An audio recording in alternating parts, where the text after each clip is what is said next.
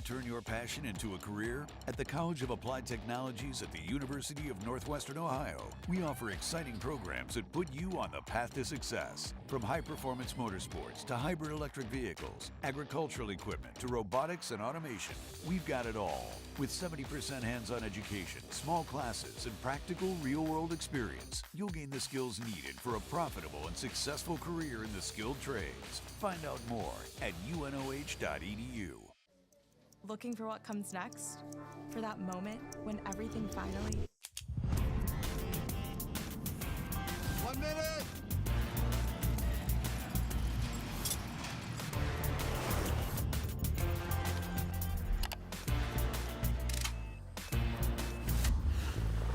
Whichever path you choose, it starts here.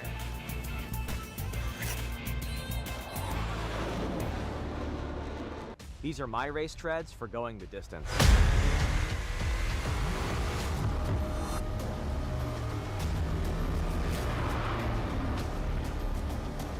RaceTreads.com. Tires for every adventure.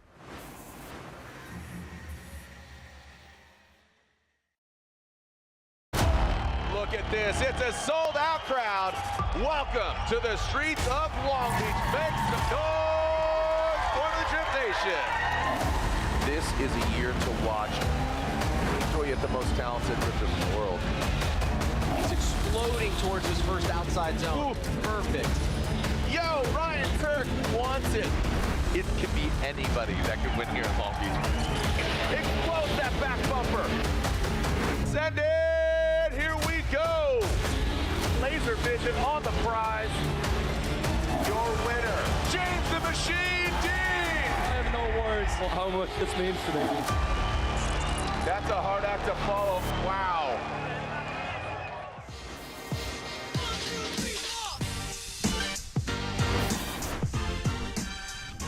What a beautiful day here on the streets of Long Beach. That is right.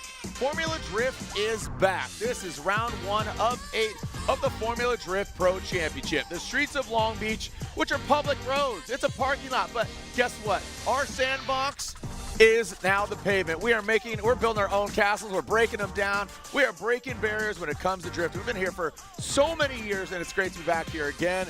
I am your tour guide, Jared Deanna, alongside the teal toque, the blue beanie, the smoking brisket, diesel exploding, crashing driving, Floridian now, Jacob Gettens, host of the Outer Zone podcast. He can't even say his own podcast name, the Outer Zone. Outer Zone. I had no idea otters were part of drifting. It's crazy. But the Outer Zone, okie dokie. What you got for me, Smokey? I'm just pumped, man. I've been waiting. The off-season felt way, way too long, and I was just counting down the days, and then next thing I know, I'm on a flight, and then I'm here, and then, I heard the first car go by, and it was like, it's back. We're here. We're doing it. It's happening. So I was just talking to Dylan Hughes. He's up here. We'll get into who's seated, who's not, who's battling for a spot.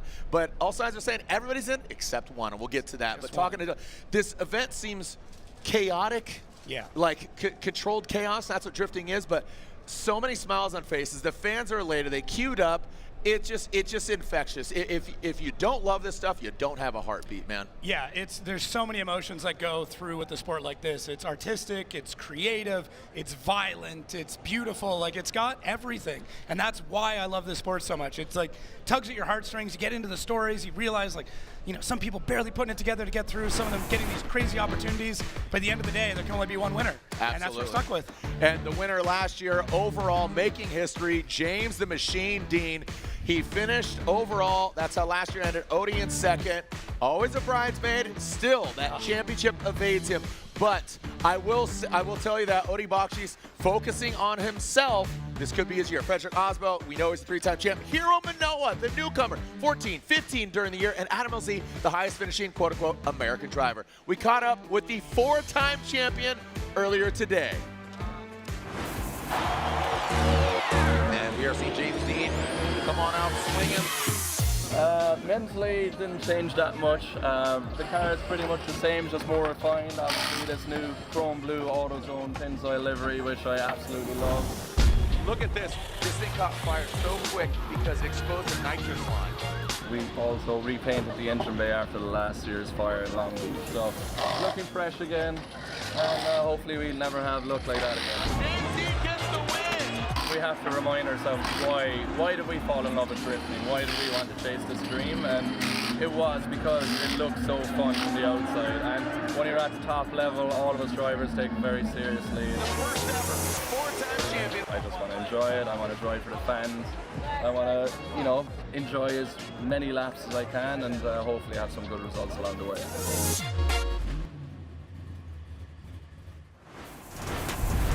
We've changed some things, and this is where I'm going to lean into you, Jacob, because I feel like the beanie encapsulates all the thoughts. Mine just pour out of my ears. Yeah, it's the knowledge. All joking aside, no. There's some things that we changed in the off-season. You know, we introduced the seating brackets, which I really like the format because it gets back to the essence of driving.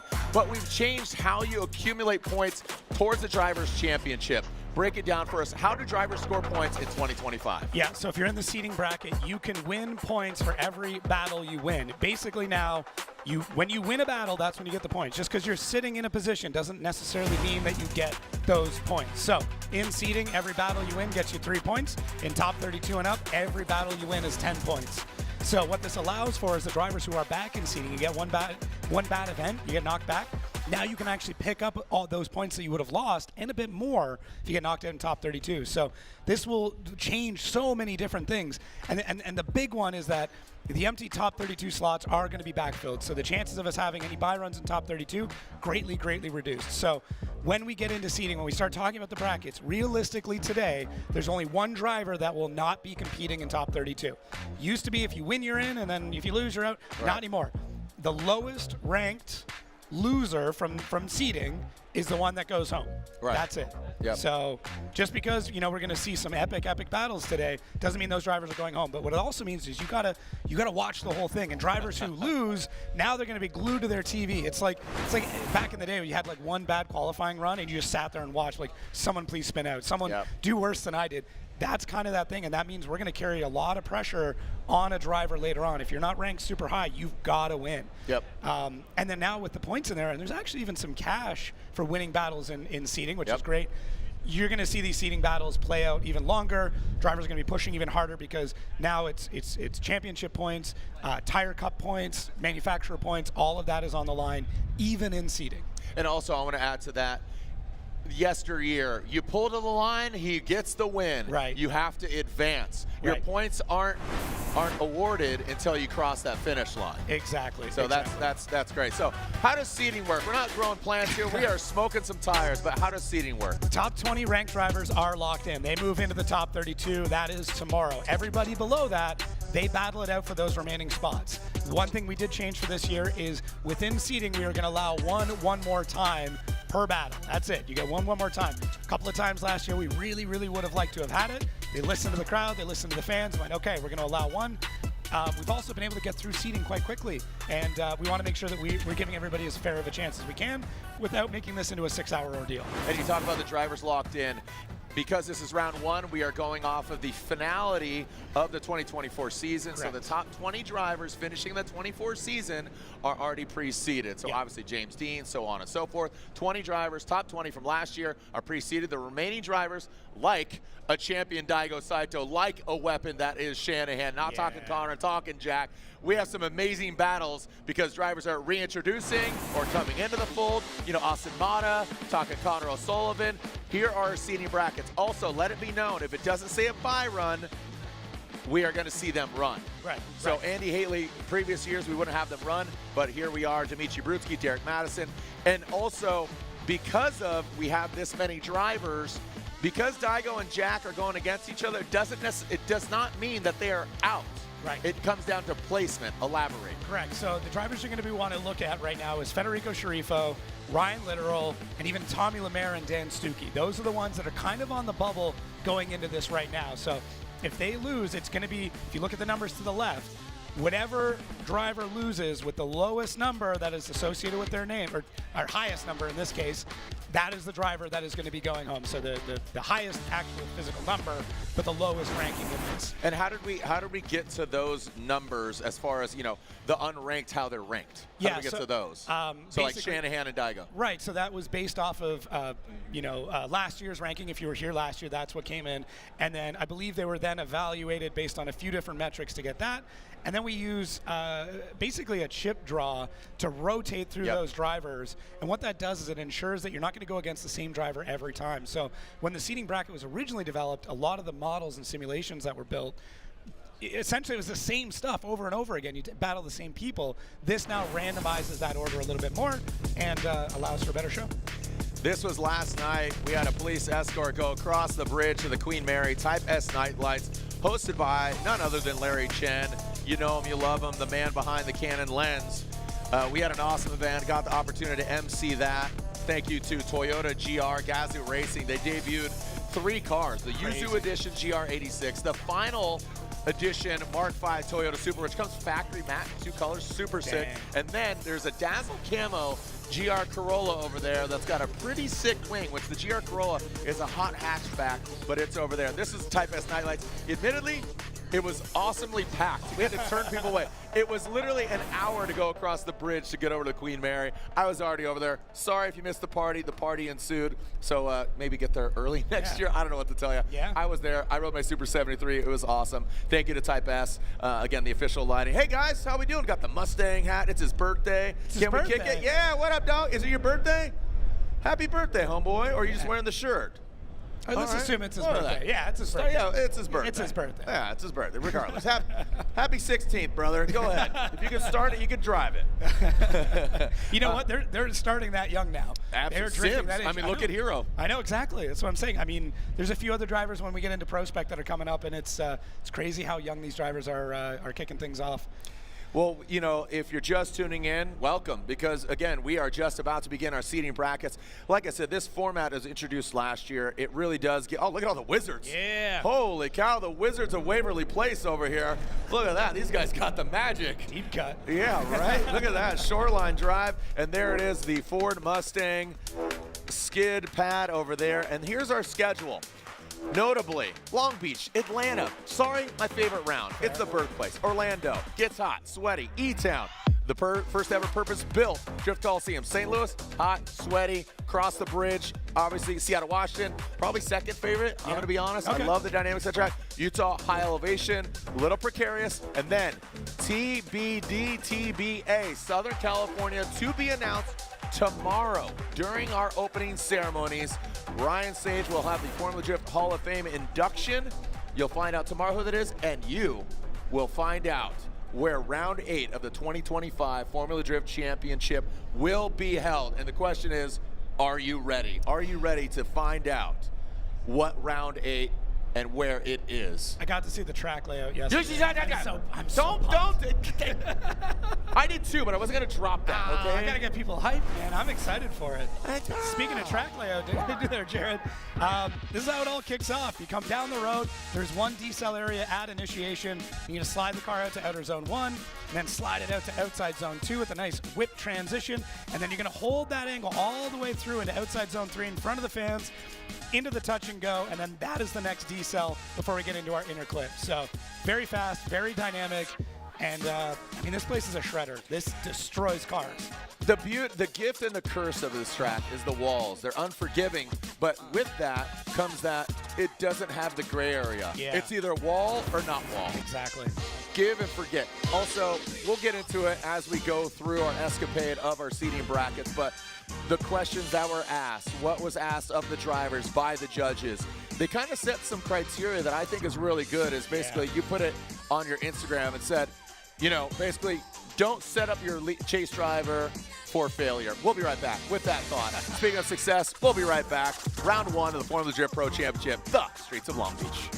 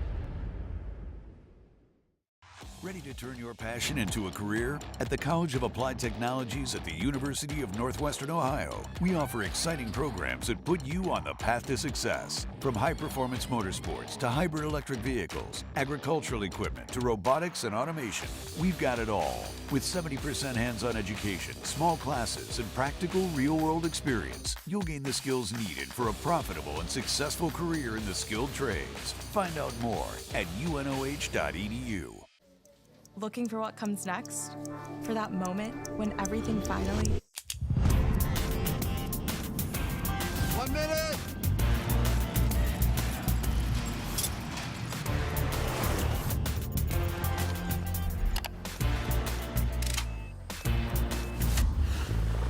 Whichever path you choose, it starts here.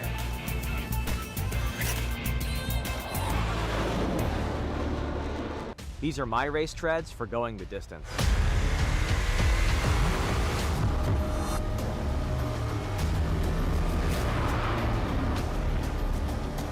RaceTreads.com. Tires for every adventure.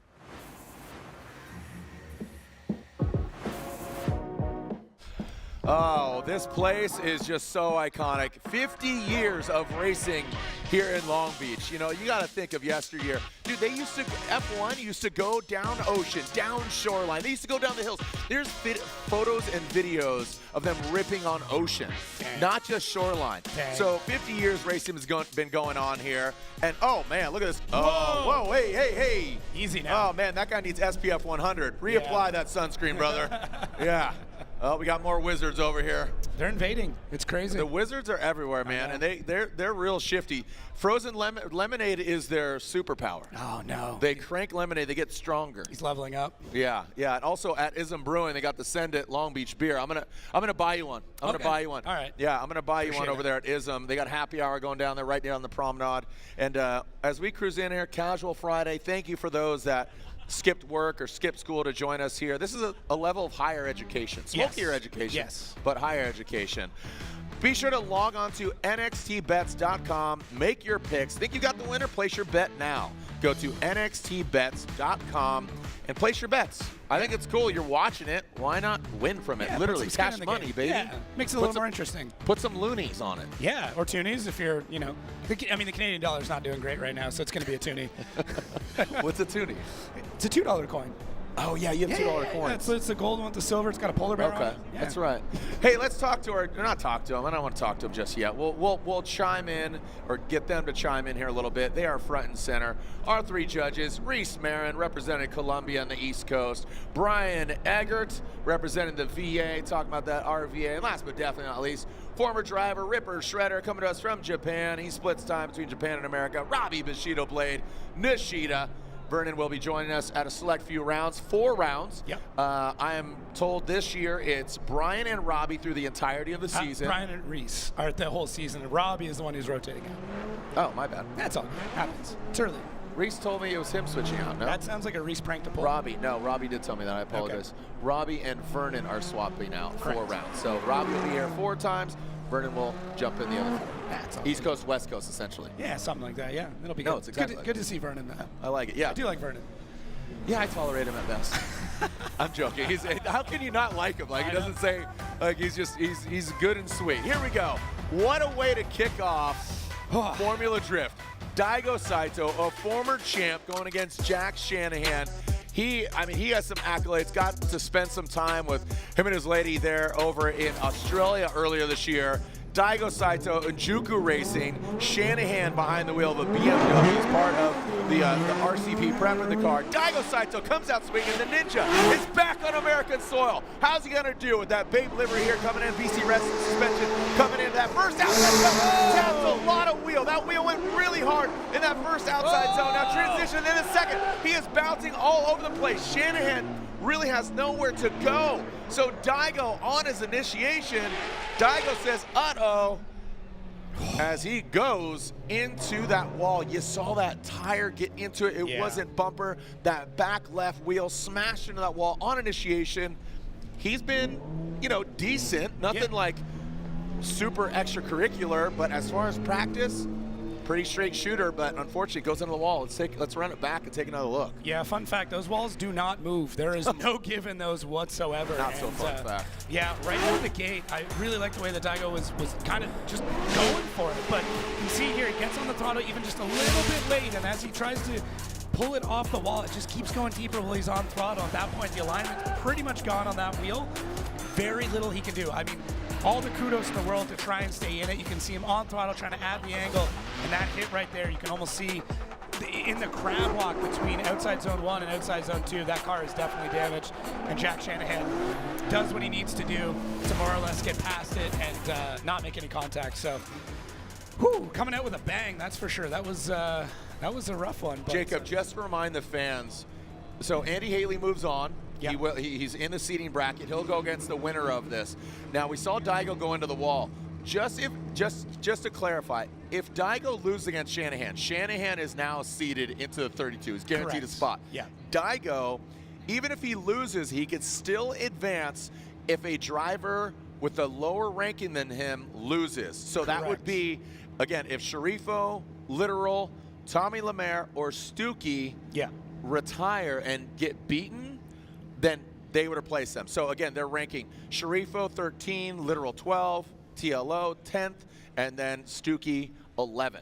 Yeah, so that's I mean, at this point, what he's going to be looking at. Now, he can use a 5-minute timeout. He could go back and make some repairs on the car. I mean, Jerry Yang is very, very capable of doing something like that. I mean, it's a hit. I mean, it's definitely a hit. It's going to need some repairs, but everything is, I mean, it's possible. Now, we're not seeing him back at the line yet. We're still seeing Jack Shanahan kind of just hanging out. He's going to hopefully get word. We're going to get word from the spotters here pretty soon to let us know what is happening and if he is going to pull the 5. I'm guessing he is. Yeah. Oh, yeah. That's a comp timeout. And also let the fans know we have a separate competition timeout for today. Correct. Going into tomorrow. So if you use your comp timeout like Daigo is right now, wash, rinse, repeat, you do get a comp timeout for tomorrow.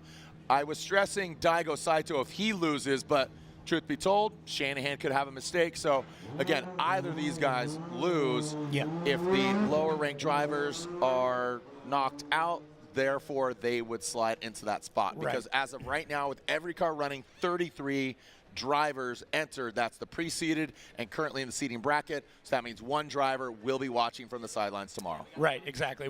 And they really only need one of those drivers that are ranked lower than them to get knocked out, and they're good to go. As Jack Shanahan probably head back to his hot pits for right now while Daigo Saito and his team get some hands on that car. So hopefully it's nothing too crazy, but hopefully he can get back out to the line. I want to see the other half of this. Let's see the other half. Daigo will try to repair his car as Shanahan takes a break. We'll take a short break. We'll be right back. Don't go anywhere.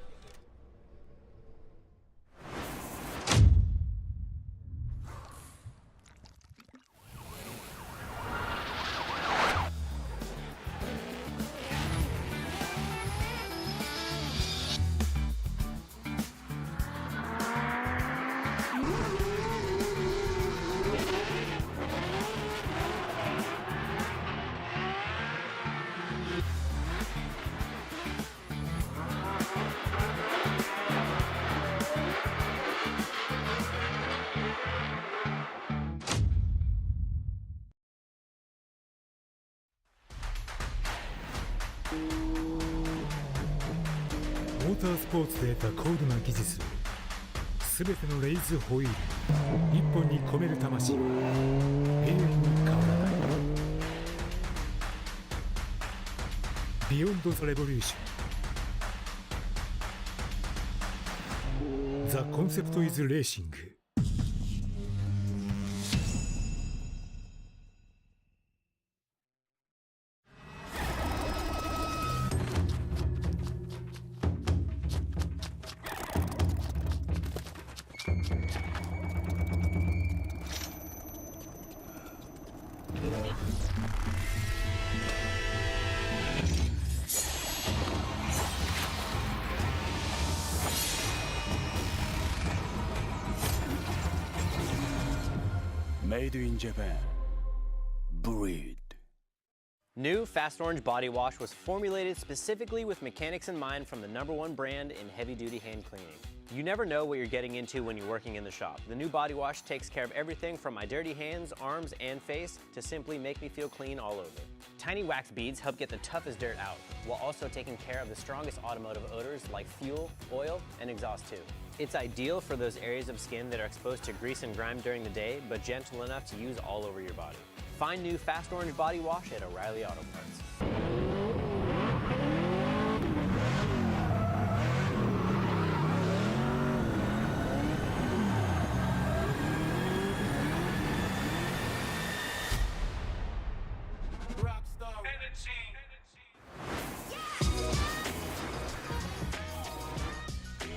And we are back to the start line. We are seeing, it looks like Federico Sceriffo and Rudy Hansen. Fetty working hard on Fiorella. This car has seen many different iterations.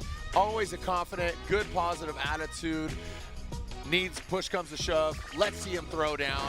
Rudy Hansen, good energy as well. High vis, blinded by the light. Here we go. Look at Fetty with a straight line approach. Rudy Hansen, he's swinging in front of Federico. Comes up shallow as Rudy Hansen taps one. Doesn't get that second outside zone. Good fluid swing by Rudy Hansen. Federico going very shallow through the entirety of the course. Rudy, a wide swing there, leaves the door open. But again, Rudy out front, he got to that first outside zone and just blaringly obvious right out of the gate. Fetty went towards the middle of the track. He needs to extend his car, get it out there. Let's take a look at it. Yeah, Rudy Hansen, I mean, in his sophomore year here, I'm excited to see how he's going to continue to develop because he's got a lot more confidence he did last year. Now, first outside zone looks good. Really, really nice tap there. Second outside zone, maybe a foot off, but not too bad. Could have gone deeper through outside zone 3. And this whole time, Federico Sceriffo being very safe in the chase. Now, there is a bit of a strategy that can be played with this, hoping that the lead driver does something wrong. But ultimately, at the level that we're at right now, we need Fede to be in the game a little bit more. Transition's a bit early, but still holding that line and in a good striking position. There is room for improvement on both of these for sure. Would love to see Fede on the door significantly more than he was. And Rudy, he's got 2 zones where he really, really needs to get things dialed in. Now, okay, cool. I just want to make sure we got both cars heading back to the line there. So, Fede, complete rebuild on this car. He told me he tore everything out, even including the roll cage. We did everything to get more space, to sit in a new position. So, he's got a lot of confidence in it, but he also hasn't shaken it down a ton since coming to Long Beach. So. Talking about the format going into this. Yeah. If Federico Sceriffo loses, Rudy Hansen advances, that would mean that Daigo Saito would advance without completing the second half of this battle. Correct. Let's just clarify. Shanahan and Daigo would therefore advance into 32, even with losing. Yeah, that's as of right now, Sceriffo is the lowest ranked driver that's in the bracket right now. So if he goes out, he is the one who is out. Everybody else will move on. Here we go. Federico Sceriffo, Rudy Hansen. This is a must-win here for Fede. Uses all the course much better. Look at that. Now he gets to the outside under the bridge. Federico Sceriffo, shallower line, mid-track here. Now he's putting it down. Rudy Hansen gets a little lost in the smoke, tightens up there. So some mistakes on either side in the chase position. Both had good lead runs. Yeah. Rudy got out there. We'll let the judges kind of digest that, see what they saw. We'll look at it again before we kind of jump to any conclusions, but Federico definitely stronger out front. Yeah, both of them had one zone where they absolutely crushed, and the rest they need to just do a little bit of work on. So Federico Sceriffo, not too bad for the first outside zone, but the second outside zone looks great. Drags the bumper, that's exactly what the judges are looking for. Now shallow through 3, and Rudy, same thing as we saw with Fede before. Now the touch and go and the inside clip both need a little bit of work from Fede. Unfortunately, this is going to come down to who made, in my mind, the least amount of mistakes. So both drivers definitely need to tighten things up. And the beauty of the seating bracket is as you move on, as you get more battles, you get a bit more confidence before you get into top 32. And, you know, depending on how this goes, we'll see who is the driver that's moving through this. Now, realistically, the judges are going to be looking at, okay, where are the mistakes made? How does that affect the chase driver? And we'll get into some specific examples as the event goes on, but there's a lot more talk this year than there ever has been about how the lead is affecting the chase. And that's going to come into play a lot as we go through the season. Yeah, love the progression of it. the advancements of the car, the technology that these guys are applying to, also the driving, you know, the way they progress, their car control, it allows them to have that, and the expectation of the judges too, and reflected in the driving, that's just progressed. And that's where we're at right now, just the finite details.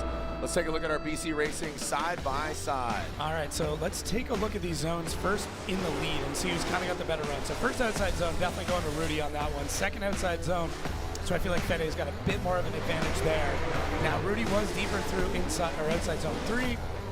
Inside clip, pretty similar, but Federico did a better job on the inside clip. So to me, it's going to kind of come down to the chase there, because in the lead they both had those issues.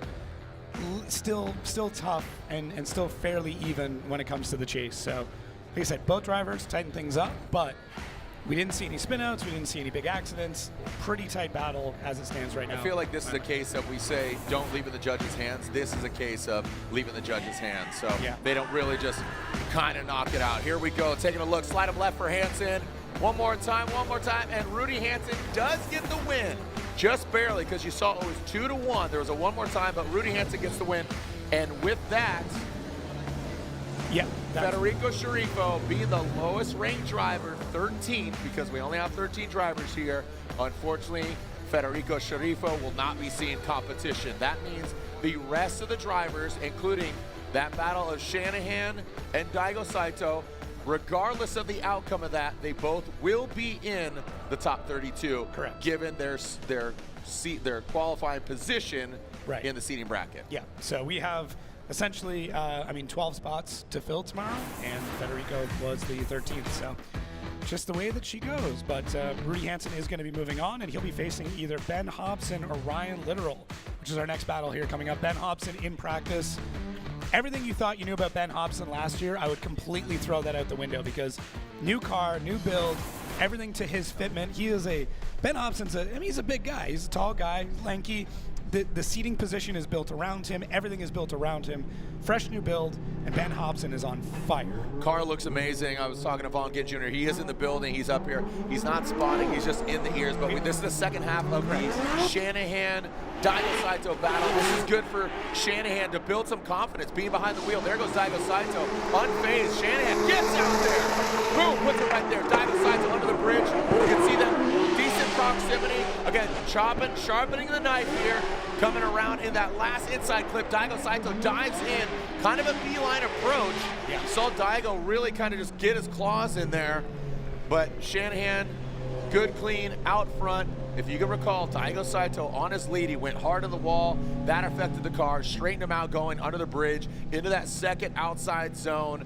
And this is going to be Shanahan. Just unofficially, just given that what Daigo did on his lead. Now, we do get to see the infamous Daigo chase, which, completely changed the game when he first came into FD and won his championship. It's not exactly how we saw it back then, but we start to see that where he's able to kind of dart in. He's able to pick his spots where he wants to gain that proximity. What I do like to see, though, Jack Shanahan out front, running the way that we expect him to run. He's deep in almost all the zones. He's very fluid. He's consistent. Jack will be crazy aggressive when he needs to be, and it's something he's learned to dial back over the years. He's realized, and a lot of drivers have realized, that if you're just always aggressive, you're always on people, you start to make those mistakes. So only pull out the knives when you need to. And Jack Shanahan here, very calculated and dialed, knew we just need to get around the track, didn't need to do anything crazy, and that will more than likely lead to his win here in seating. Yeah, that's what we're talking about. Just sharpen the knife, that confidence. We saw practice, but this is when it really counts. But what's good is you hope a spotter said, hey, Shanahan, Jack, you're good, but put it down like you got to win this. Yeah. And just knowing Jack, got to spend some time with him, and I know you spent some time with him overseas, but I spent some time with him in Australia. Great dude, love his energy, really excited how he's going to do, and there it is, let's make it official. Shanahan advances on, and with that loss of Daigo Saito, even though he lost, because Federico and his position, he is out, Daigo Saito will advance into top 32, even given his loss here in preceding brackets. Yeah, so super, super important to remember, because I know a lot of people were upset thinking that they wouldn't get to see one of them in top 32. Fun fact, you get to see both. Yeah. So, yeah. Here we go. Ben Hobson running that Borla exhaust. Listen to that exhaust now. Mean looking car, great looking car. Love the pink little flare there. Congratulations to him and his lovely fiance say, Sonny. Ryan Litteral, he's throwing it down in that Sunoco S14. There goes Ben, uses all of the course. Well done, snaps back over the bridge. Ryan Litteral, he's right there, he's bathed into the smoke. He's firing all cylinders. Sunoco running through the veins of the Pennzoil Mustang RTR Spec 550. What a great run. The crowd erupts with applause. Liking that. Hobson, like you said, in practice, car looks good. Little tap, little scrape there, little this, little that. I talked to him. I said, dude, the car looks great. Unfortunately, it's not going to look like that Saturday afternoon, but that's a good thing. Yeah, great initiation there from Ben Hobson. Back on the throttle for outside zone 1. Just a little kiss in the wall. Second outside zone, same thing there. Pushing deep. No corrections. They're so beautiful from outside zone 2 to outside zone 3. That top-down view shows you everything that's going on with the car. Inside clip looked perfect. This is what I mean. The Ben Hobson you thought you knew from last year is gone. The Ben Hobson that dominated in Prospect, that is the Ben Hobson you're going to see, and he is back. I'm so excited. Now, Litteral. That being said, I don't want to take anything away from Litteral here. Really, really good job in the chase. He's able to get into the pocket. He makes the right dives. He's not overly aggressive in it. It's still early on. Maybe now knowing that he doesn't have to push super, super hard. I'm sure he's very hungry for points, but don't go crazy right now. We want to see the door-to-door, don't get me wrong, but you also want to make sure you're not spending the entire night wrenching just to go and battle tomorrow. And that's what he did. I know the other night, like just yesterday, he got that car off the dyno. No matter how much you prep, it's always down to the paint is drying. So Ryan Little gets the clean air, gets the fresh air out front. He had good proximity. Would like to see him mimic that angle. And to your point, this Ben Hobson, I don't know if he's going to go for the win and really sink it tonight. Look at that! And Ryan Litteral says, whatever, man. I'm not listening to you, Jared. You're just the announcer. And Ryan Litteral, look at the angle he's got there. Ben Hobson, good practice. He's sparring right now with Ryan Litteral. Whoa! Yeah. There we go, baby! Oh, man. Yes, sir. Knocking on Litteral's door with that Nitto tire. You saw him grinding in. That was great.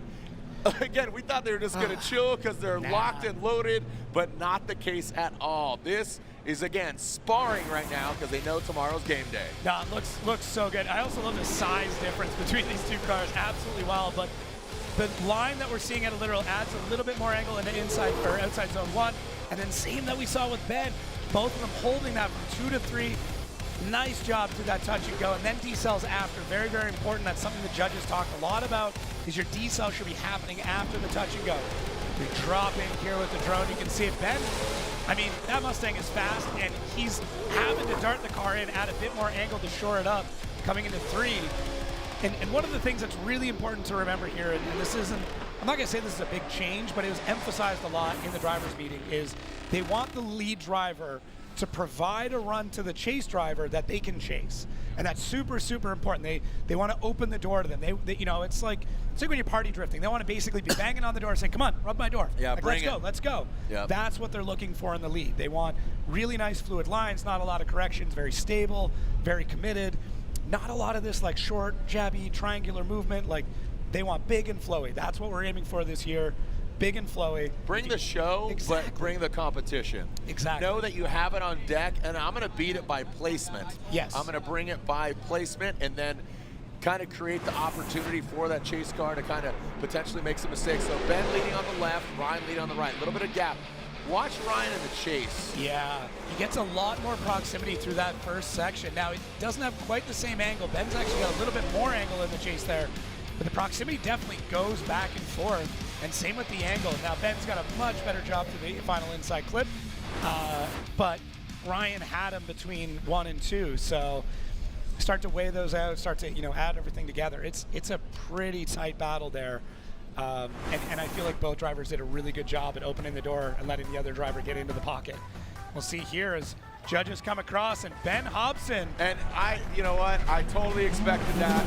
Just had that X factor on that first outside zone. It seemed that, like you said, yesteryear, his maiden voyage, freshman season, sophomore season, wash. It's just a control alt delete for me in my mind and where he's at. I think that's where he's going to be. I'm excited for his season. Every driver has struggled their first year in an RTR Mustang. It's kind of a rite of passage. it's not easy to drive, and that first year is just adapting and overcoming, and then the second year is when those drivers really light on fire. I mean, James struggled his first year, Denofa, basically everybody, Adam LZ, but once they overcame it, they just absolutely dominated it, and that's the coolest part of those RTRs. So as we see here, a continual battle from Pro Spec, Connor O'Sully, Tommy Lemaire. This is our Pro Spec, our championship battle. This is here cool. in seating. And admittedly, earlier, TLO, Tommy Lemaire, new car, like you said. O'Sullivan picking up a new sponsor, U.S. Army. Big. He's coming out here. TLO, he got into a tussle with the wall. That new Corvette, it kind of, I don't want to say tank slap because he backed it in, and then the front end came around in that first outside zone. Yeah, and then pops an engine, and now he's got a BMW. So and there we go. Here we go, O'Sullivan. He is initiated here, and there is Tommy Lemaire talking about that BMW. Well, he's got the BMW. O'Sullivan. You got to think this is their first time competing in Long Beach, coming from Pro Spec. This is not a Pro Spec round. And O'Sullivan, given his background, so look at RCP says, here's the keys. Go for it. Let's see what you got. And, O'Sullivan didn't have, obviously, he didn't go all the way out there. I want to take a look at it, that first outside zone on initiation. Yeah. And you got to think, here they are, Pro Spec. Here you go. Welcome to Wrigley Field. Yeah. Here's an iconic cathedral of the game. Go for it. Yeah, I mean, Connor O'Sullivan out the gate, looked good on initiation, just didn't get quite deep enough in the first outside zone. Is able to correct things in the second outside zone. Tommy Lemaire still getting used to this. He's got maybe 3 laps in his car. Third outside zone looks really good. And then we see Connor kind of light off the tires into the touch and go. Now, the judges do want a fluid motion. They kind of want you on throttle all the way through those different zones. But Connor was a little bit hesitant, it seemed, to the first one. So that being said, Tommy in the chase, not amazing, but you got to give credit where credit's due. Maybe 3 laps in this car, not a chassis that he drives, not an engine package that he drives. So, and I mean, it's an older kind of tire chassis, the one that Rome ran for a couple of different years, and it's seen its own battles over that time. So older chassis are tough to drive, man. Yeah, it's seen a lot of track, which necessarily isn't a good thing, especially if it's been ridden hard and put away banged up. You're like, all right, get it. Knock the dust off that thing. Let's see what this thing's got. Here we go. Tommy Lemaire now out front in the BMW, or they're both BMWs, but the green nose coming into that first outside zone. Yeah, that's what Tommy needed to do. Oh, side to side. The French-Canadian coming into that third outside zone. Now transition. Here comes O'Sullivan. Look at that. Good car control by O'Sullivan coming out last inside clip. Dude, Tommy Lemaire says, give me the fresh air. I will show you how it's done. Oh, look at that, dragging the back bumper, and that was under the bridge is where he drew some blood. Well done by TLO in that borrowed BMW. Yeah, I mean, when you look at a run and you think they're about to crash every single run or every single zone, that means it's a good run. So Tommy Lemaire, I mean, adds a little bit of angle there right at the end, just a little kiss to get the bumper out there, rips the back half of that bumper, gets the trunk flapping, does a really good job through 3. And I mean, other than this inside clip where he just carried too much speed going through the touch and go, it was a solid run. And Connor O'Sullivan in the chase does a good job. I mean, I think he even looked at Tommy Lemaire and goes, oh, he's going to bin it into the wall, and then realized he didn't have to catch back up through the third outside zone, and then has a really good job through that transition. Oh, that's why. Okay. So the reason why Tommy Lemaire actually went wide to the inside clip is on transition, it looked like Connor O'Sullivan just nudged him a little bit. Really, really tight transition. Knew he had to battle hard. And, yeah, I think that's why he pushed him a bit wide. Were they just doing the Harlem Shake? They just brought it back? All right, here we go. Take a look. Do we have an outcome here? Slide him left for O'Sullivan, right for Tommy Lemaire. It looks like TL gets one. Connor, one more time. Whoa. We are split across the board. Okay. Elaborating on one more time, they get 1 per battle. So because it was split, obviously a vote for Tommy Lemaire. Would love to talk to the judges. So 1 get TLO, 1 went to Connor O'Sullivan, and then our final judge went with 1 more time. So we'll bring in one of our judges, Robin Ishida, Brian Egger, and Reese Marin. Going to Brian Egger. Elaborate. Who did you side with, Brian? Turn them on. Around. You got me? All right, so Brian. Yeah, I went with O'Sullivan. I think comparing the leads, they both had mistakes, and again, in the chase, kind of the same, but I felt like O'Sullivan did a better job in his lead more than anything else. If you compared it to Tommy's, Tommy kind of was across the rubble strip coming in. It was a little bit shallow going in outer zone 1, so it was really close, but I leaned more towards O'Sullivan for my choice. All right, that's fair enough. So yeah, Brian going with O'Sullivan, so that's his side of it. I mean, I think that's, I thought I knew which way it was going, but I guess not. So yeah, we're going to be going one more time because the judges were split and there's a one more time in there. Can't come to a conclusion, and they will go one more time, and we will move on to Austin Matta, Daniel Stuke. Shakopee in Minnesota, Austin making the jump from pro spec to pro. Excited to see what he can do. Love his driving style. Really, how would you describe Austin's driving style? He's super consistent, and he's got longevity in the sport, and I really think he's going to do well in pro. Expanding from 4 to 8 events. I'm interested to see what he does. And he says, yes, sir. Ditch that back bumper into that last outside zone. Stuke, you talk up that car. We'll see how it comes back with this 25 season. Matta leaves a room for opportunity for Stuke in that last inside clip. So Austin comes out swinging. He sheds that back bumper, sheds some weight. Not a big deal there, just purely aesthetic. Did not affect the car, so that was really great car control. As we scuttle off, let's take a look. Yeah, Austin Matta comes out of the gate hot. Now, the initiation was a little bit strange there, but he does make it work. Does a good job through the first outside zone. Just jar the car just a touch, but doesn't, in my mind, it doesn't affect Daniel Stuke in the chase. And then as we come out through the touch and go, does decel in that area, which is good. Doesn't decel quite enough, and that's what pushed him a bit wide through that inside clip. But yeah, Austin Matta, I would say any correction I'd make on that is going to be your initiation. He'd be a little bit more solid in that inside clip, but just shows how aggressive he was through the rest of the run. And Daniel Stuke, even a better car between them, does dive in here and gets really aggressive as they come to the inside clip. Realizes that he's going wide, needs to push a little bit wider in there, but here you go, Austin Matta. Hitting the wall like that does pull a little bit of angle out. It can shoot you into the next zone and actually push you a little bit deeper. This is one of those tracks where your initiation is absolutely key to the entire run. There are tracks like Atlanta where you can kind of make up for it later on. Here, no, there's no nothing. kitty litter, no buffer. Yeah. It's black and it's white. Well, yeah. Talk about literally the black asphalt and the white wall. No gray area. There are marbles in between there, and you don't want to hit those. Here we go, now out front. Daniel Stuke with the swing in front of Matta. Let's see how he gets out there, and he does get out there, but look at Matta. He is right there on the door. Aggressive, that's what we talked about. Consistent, and look at him flowing. Minimal corrections there by Austin. Now coming to this last inside clip, Matta, woo! And, all right, I want to take a look at it again. I'm not jumping to conclusions here. Look like, I'm going to look at this, I'm going to look at the last inside clip, but I'll tell you what. Great lead run by Stuke. Matta was right there. Yeah, Matta was right there. Now, this is what we talked about previously, where the judges really want to see the lead driver open the door to the chase. And we do see Stuke doing that. There's not a lot of corrections in it. Do see a small correction here just to push out to the third outside zone. But yeah, Matta really tight there on the chase. And we do see that Stuke does pull kind of a strange line. They don't want you coming around that inside clip like that. They want to be nice and smooth, and you get the decel coming through the touch and go, but then they want you on throttle through the rest of that. So love to see the aggression out of Matta. Love to see how hard he's charging through all of this.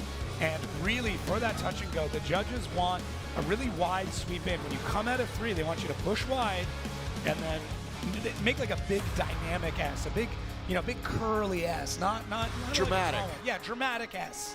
Yeah, the most dramatic S you can write. That's what we're going Fluid, for. lengthy, like a beautiful calligraphy. Yeah. You got look at this though; they're both pumped. Hey, look at that! Yeah, that is good. Look, it's gonna be. Hey, well, truth be told, the reason they're doing that is they know they are in 32 tomorrow. Yes. Right? So they know they're solidified into the show. Given how many cars we had in preceded bracket, only one driver will be eliminated, and it will be, unfortunately, Federico Sceriffo, because Rudy Hansen beat him here in preceding. Take a look at our BC Racing Go for Gold side by side. So, yeah, it does look like Matta does a better job for the first outside zone, obviously with that contact there. Matta looks really good in the chase.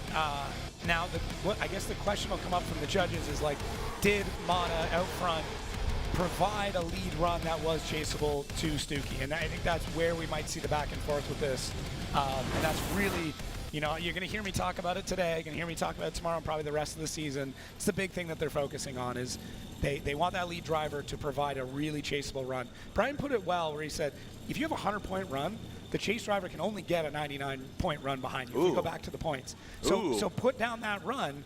You know, but if you're cutting the line and you're straightening and everything else, the driver behind you is still keeping up. They're doing a better job than you, and you're trying to cut corners. Yep. So yeah. Yeah, and that's foul play. That's when drivers talk about trickery, clean run. Yeah. That's what's up. Austin Matta, Daniel Stuke, and slide him one, slide him right, slide him. Daniel Stuke gets the win. So a great. I saw Stuke tap Austin like, you got this. Like I kind of felt like he did that. Maybe I was reading his body language incorrectly, but regardless, they are both in the top 32. But as far as preceding brackets, like you said, cash up for grabs and a purse for winning the seeding brackets today. But Matta, unfortunately, doesn't move on in seeding brackets, but will be in the top 32 tomorrow. And here is our bracket so far here in our preceding brackets, and then that will backfill the other drivers into tomorrow's show. Right. So this is what we're setting up right now is these rankings will decide who you're battling tomorrow. I mean, I think there used to be a little bit of strategy as to how you did here, but now that there's points and some cash on the line, I say strategy goes out the window. Just grab as much as you can. Brutzki, Madison, Stuke, they're in, but O'Sullivan and Lemaire, we have one more time there. We'll be right back. Don't go anywhere. Preceding brackets here on the streets of Long Beach.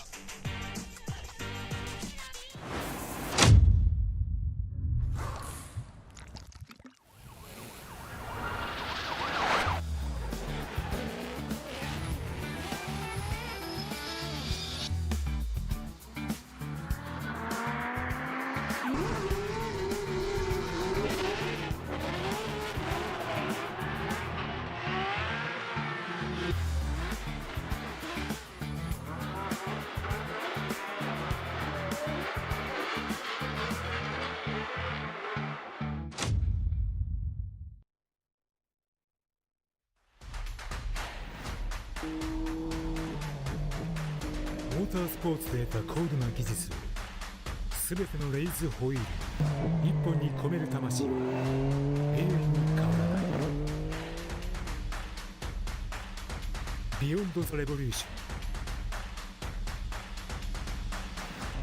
ン。ザ・コンセプト・イズ・レーシング。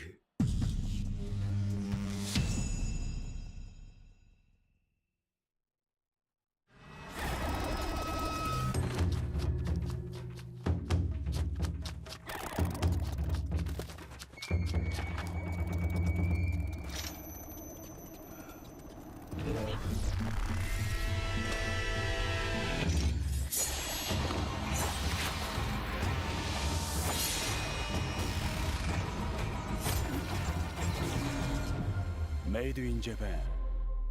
Breed.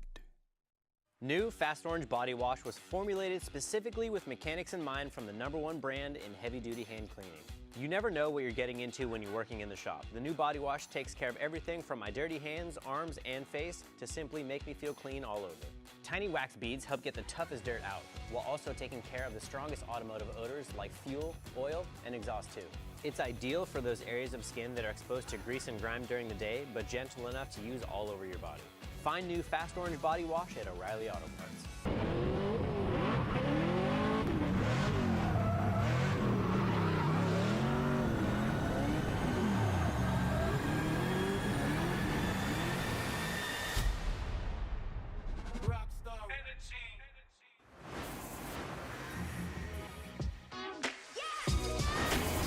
One more battle left in the preceding brackets, but let's go back. Let's digress to the Stuke Matta battle. What do you want to elaborate on? Yeah, I got some clarification because originally I looked at it and I was like, man, I don't know about that one. So I wanted to chat with the judges, and if I thought that, I figured some other people probably thought the same thing. And the way it was explained to me is that Matta's initiation, it was like a bit of a hesitation and kind of messed up Stuke where he wasn't able to get on throttle. And Matta came on throttle pretty late, and that actually is what pushed him wide into the wall. And then at that point, Stuke just had to try and keep up. Now, the rest of it was good, but then here, Matta, straight lines to the touch and go. There's no way Stuke can get in to chase that, and that ultimately pushes Matta wide. So as much as Stuke maybe didn't get as deep through those zones, he provided a run that was more chaseable to Matta, and that's ultimately what got it. And that's what you said. I love that. You know, if you have a good lead run, get 100 points, the best they can do is pretty much 99 because they're given that opportunity. And you're going to see more of that this year. At the end of the day, what makes drifting amazing is that tandem, is that close tandem. So the essence. Yeah, they're going to reward a driver that provides a lead run that can be tandem with better. That's the easiest way I can summarize it. That's what we're trying to do, is bring clarity to the situation. Every year we have adaptations, different addendums, rule changes, format things, and we're just trying to create a good competition, which in theory creates a great show. Here we go, the one more time battle between that of O'Sullivan and TLO, Tommy Lemaire. Here we go, O'Sullivan, good angle from him. You saw a little failure to launch there from TLO. He takes that straight line, but O'Sullivan looks like he solved the course. Good fluidity from him. And that final inside clip dials it in. Woo! That was nice. That was real precision driving there from O'Sullivan in that United States Army BMW. Yeah, did a really good job of taking a look at his previous run, understanding where the points of improvement could be made, and then did it. So out of the gate, real hot, on spicy. Now look at TLO right there. Good initiation, goes nice and wide, and fills that first outside zone. Could have been a little deeper, but he was much better than his previous run. Transition was good, and already starting to outpace TLO even through 3. Now this goes nice and wide, transitions in, and then decels. Probably decels a touch early. They really want you to go through the touch and go, and then shore the car up at that point. TLO in the chase. I want to give credit where credit's due, man. Never driven this car, doing everything he can to get through it, and doing such a good job with it. I can't imagine how difficult it is to jump in something you've never driven before and then be expected to perform at the highest level of drifting. So big credit there, and he's in the battle, he's in the chase, he's doing a great job. I'm not trying to play favoritism, but hey, I want to see a Canadian. Okay, Canadian. We get it, dude. We get it. Gotta stick together, man. You know what it says on that door? United States Army, brother. Okay? And, I mean, here we are. I mean, put some respect on it. TLO's original car said powered by maple syrup, so. And I tagged that. I mean, all Canadian cars run on maple syrup. Highest viscosity. Oh, I'm just kidding. Here we go. Go to the garagistic BMW, the powered car on TLO. And he did it last time. Can he do it again? Comes up a little bit short. Digs deeper, definitely. Look at O'Sullivan, though. The white shadow brings it on in. Again, both these guys coming from pro spec, coming to pro. Diving in, sheds that bumper. Bang, bang. There you go. Bang-a-rang on that last inside clip. Rufio into that final inside clip. We had contact, who's at fault, TBD, and there can be only one more time. Yeah. So basically, let's default back to O'Sullivan in the lead. Here we are. Looks like they're entangled. They're in a bit of entanglement. Let's take a look. Conscious uncoupling right now. Yeah, I mean, we're not talking relationships. You don't want to here. mess these up even more, but no. yeah. It is going to come down to kind of who's at fault to that section. So TLO does a good job. Doesn't light off the tires until a little bit later than what we would have liked. I really like the way that Connor's able to dive into that section, makes a couple of corrections and gain that proximity. TLO going nice and wide. Now, oh man, that is tough. It looked like TLO was decelling where he should have. I really got to watch this a couple of times to truly understand how this all lays out. So outside zone 3 looks good. Goes nice and wide. Transitions here. It is a decel. It is a decel zone, and Connor is coming in with a lot of heat and a straighter line approach than what we saw with TLO. He caught him in the transition. So, yeah, that's an interesting one. It actually looks like Connor caught him at transition before he went into the touch and go. Now Tommy took a much wider line, that big exaggerated S as we were talking about earlier, and Connor was shallower going into the touch and go. So that's where it's going to come down to is more or less who's at fault for this battle. And let's go to it. O'Sullivan or Tommy Lemaire. Looks like Tommy Lemaire gets the advancement. And there you go. You got your wish, Canada. All right, Jacob. Well, going down to the judges, one of them are going to elaborate on it. Again, there was contact there. And here we go to Reese Marin. Break it down there. Contact between TLO and O'Sullivan. Reese. Yeah, so we have TLO that's going into the touch and go, does a really good job of having the appropriate angle to set himself up going into the touch and go. Goes for the transition. He starts to decel after the transition, which is allowed. Connor gets caught up a little bit on the straight line. I think it's like the bumper goes underneath him, kind of jams up his front wheel, straightens him out. There's some contact, and we ended up going with the win TLO. Okay. Thank you so much. There it is. Yeah, and you called it Osoli. Just love the clarification, the truth serum, the overhead, the cameras. I mean, just call it what it is. Some of these Pro-Am events, no cameras. Yeah. You know, and then when it elevates, Pro Spec, obviously, Pro, we need all the angles. And even if we have them all, there's still that one angle that we just, the footwell cam or the this. Wish we could have cameras all over the place. Just the sheer logistics of that is impossible. Look at Andy Hateley. I know. Holy drift wizard. His strength increases with the length of his hair. I love it. He does, the drift wizard. We are hearing that Jack Shanahan is calling a competition timeout. So competition, it's a 5-minute allotment. You are allowed to call that, but wait. Yep, there it is. Okay, there he is, pulling away from the line. Just want to make sure. So there it is, that competition timeout. Brought to you by Fast Orange. So Fast Orange competition timeout, official hand cleaner of Formula Drift. So Shanahan, you wonder what went wrong? Yeah, I was trying to like listen and see if he went through a shift or something like that. Because he kind of, I mean, used the opportunity to drive back to the pits to diagnose it a little bit. I doubt it's an overheating. It could be. I mean, I don't think you would drive it like that if that's the case. So I don't know. Don't know. Sometimes I can tell, but not this time. Could be something just really minute. Could be something just really strange. Yeah, low on blinker fluid or something. Shanahan making his way back. What's the history and the lineage of this vehicle? Shanahan, here he is across the country, or excuse me, across the world, across the globe. Car being prepped by RCP and his team. Yeah, and I mean, not a ton of time to get in for testing. Said he was pretty happy with everything the way it was set up. Then I believe they had an engine failure just before the event. Got that swapped out. Now he's back in it. You know, he's ready to go. And look, the Shanahan family, they're scrappy. I think is the best way to put it. Is a scrappy family. They will find a way to win and to battle. And if there's anybody who's going to figure it out, it's going to be a Shanahan. And Jack is the pinnacle of that. So, yeah. He was spotting for Connor last year. I remember him across the globe. Yeah, and I mean, he was here last year, and then he was spotting from like the TV and stuff like that. It was crazy. And now here he is, which I'd love to see the Shanahan brothers do well. Met some Irish blokes at the Pike Bar Wednesday night. They're like, it's going to be an Irish 1, 2, 3.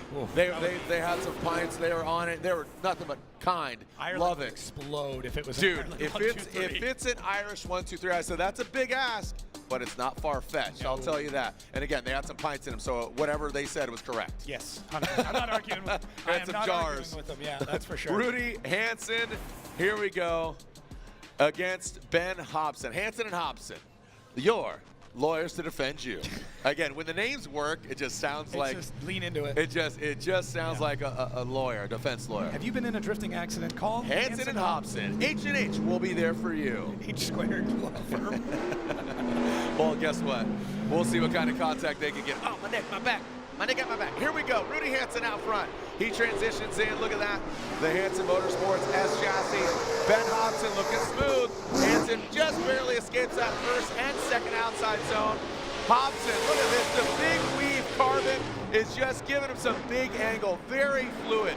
Just looks so natural in this car compared to last year where he ended. You know, he was hitting his stride, getting the right things, but still the happy-go-lucky Hobson, but looks very smooth. Yeah, looks way, way better. The confidence is there. I mean, if you remember last year, he got into a big shunt early on here at Long Beach, and that kind of set the tone for his season. But dang, Hansen, outside zone 3 looks good. Now, this part's kind of interesting. The way that Hansen comes off 3, he's got a straight line approach, but he does scrub a lot of speed in that touch and go. Normally, if you're kind of shallow through 3, it messes up your touch and go and your inside clip, but Hansen finds a way here. She gets a decent width, transitions pretty well, and then back on the throttle, so not too bad. And I do like the way that Ben Hobson is able to hang with it. He's able to predict it and makes all the right adjustments to get through without a major collision, because he came in with some speed, man, and that Mustang is it's tough to slow down. that car is when you're on, you have to play the thing like an instrument. Yeah. If you start riffing and kind of noodling, you know, like Grateful Dead, you start doing your own thing, it doesn't like it. Vaughn, he'll tell you, full, flat out, do that thing. Yeah. And we saw that. You know, James Dean, in his 23 season, when he came back, he was fighting the car. 24, very different story. He figured it out, man, like a glove. Here we go. Ben Hobson transitions in. Good fluid line. Hansen, he's putting pressure on. Hobson into that outside zone. Look at, there we go. We're talking about it, and he's going to be about it. That Pennzoil Mustang RTR spec line, and he's looking out of the gate. That is just, that's a great run. Is it 100 point? No, I would say it's down a little bit of window of opportunity there for Rudy Hansen to kind of surge and get up there. But overall, good runs from both the drivers.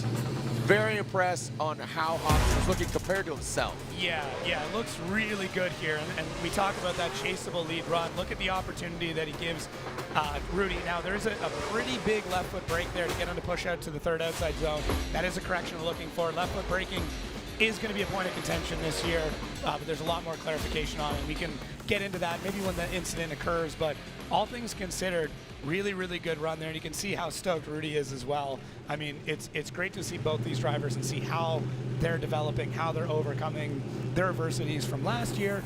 And yeah, I'm stoked to see both of them and see how they're driving, and now we get our judge's decision. There it is. Ben Hobson gets the victory and advances on.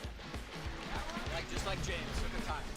I mean, it just feels like Hobson is in his sophomore season. Yeah. The car is fitting. Look, you can see Shelby giving a fist bump.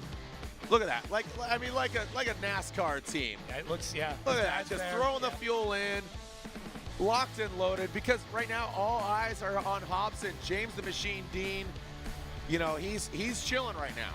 But man, stoked for Hobson. Yeah. Could this be his breakout season? He was so dominant. And look at, there's James. Look at the smile. That tall drink of water. He's look at, there's Sonny. That's Ben Hobson's fiance, recently engaged. You did it, baby. Good job. I love you. I love you too, baby. You know, just they're just good. They're good people. Little, they're good people. Good people, man. Yeah. And there we are talking about James Dean. He's chilling. Today, got some practice. Milstein looking like a bootleg Timu Eminem right now. But James Dean looks great. Calm, cool, comfortable. He loves this stuff. He said this is his favorite track. James says this is his favorite because it's unforgiving, which is a good thing when you're as good as he is. Media day earlier this week, Tuesday, just sticks it to the wall, drags the bumper, puts it right there like he didn't skip a beat. No. James Dean is the best drifter in the world. Agreed. It's just where it's at, where he's at. Prepping a Mustang for Drift Masters. You're going to be over there talking smack. Love it. Love all the drivers. I said, FD, love it. It's great. We're missing Daigo Saito. He's here. I know. You know, and I think that's just a great addition, getting him back in here. These guys, they're hyped right now. They got tires. Yeah, shake that tongue, brother. You taste that? You taste what the tires are cooking? Yeah, there you go. You're going to get some dessert tomorrow. It's going to be oh so sweet tomorrow. Might need to take an insulin shot. It's going to be so sweet. Got some heat waves, got some tires. Your mom's going to be so bummed when you take that home, it's going to reek your house up, FYI. Yeah. No? Okay, you don't live with your mom. Okay, sorry to bring it up. That got weird. All right, so the Great 8 continues here. Dmitry Brutzki from Mass comes all the way over against TLO, and Brutzki's got a title sponsor, Bold Cars Collision Center. So Bold Cars Collision Center got an accident deductible refund with Cody. With code Dimitri. Yeah. With code Dimitri. Yeah. Make sure you get the spelling right. It's D-M-I-T-R-Y. D-M-I-T-R-I-Y. Yeah. All right. Well, here we go. So jumping into that burnout box. Here we are again in the Great 8. The next bets, Great 8. And another cool guy as well. Obviously, Dimitri, incredible in pro spec.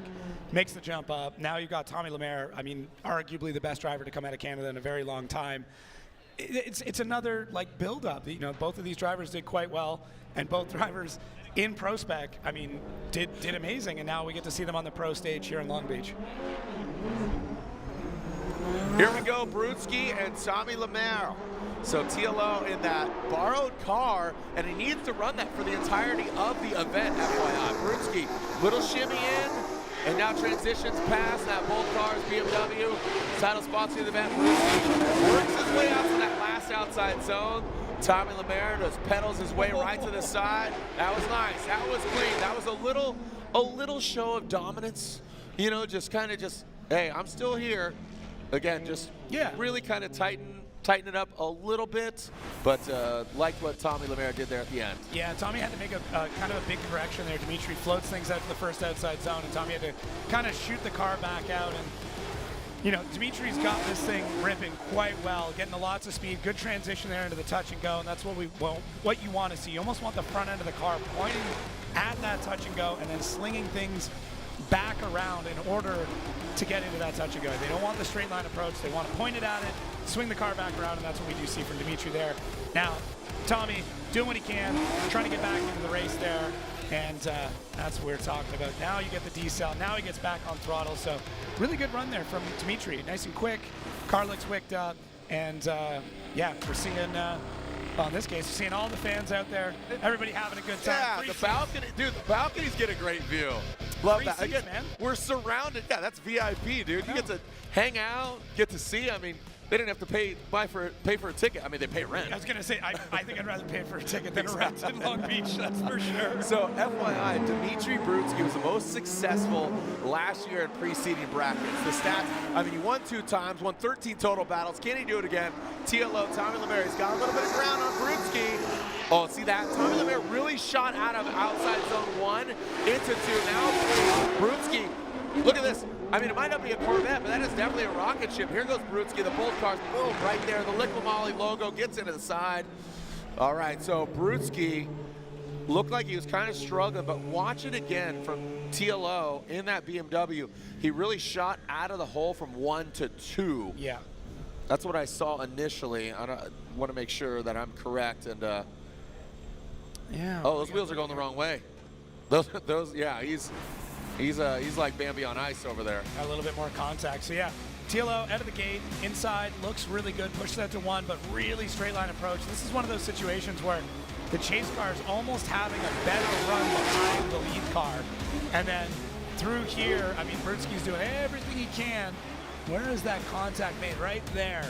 So I think he probably just took out a tie rod in that contact as they come through that inside clip. So yeah, Tommy just a little bit too quick, a little too shallow through 1, more of a straight line approach, then tries to throw some angle at it. Brutzki's doing everything he can to try and throw that car up through 3 in order to get things to come around. And I think right here, that little boop right there is where you see, you can almost see that front wheel wavering back and forth. And that's what ends up causing that, so. Yeah, how we doing? Yeah, looking good. Yeah, what's up, dude? I feel like we could be related. That was weird. That dude kind of low-key looked like me, right? A little bit, yeah. Kind I can see it. I'm gonna get a septum piercing. Hey, how am I too? Bet you won't. I thought you like turn your head a little bit. I thought it said "send it" on his hat.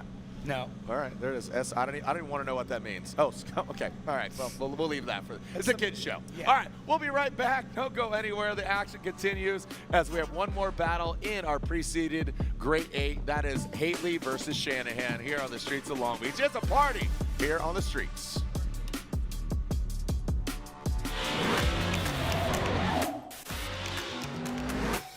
Drifting is not just a sport, it's culture, it's in our blood. Here we go, Andy Hateley. Oh, he is riding that tire right on that white line.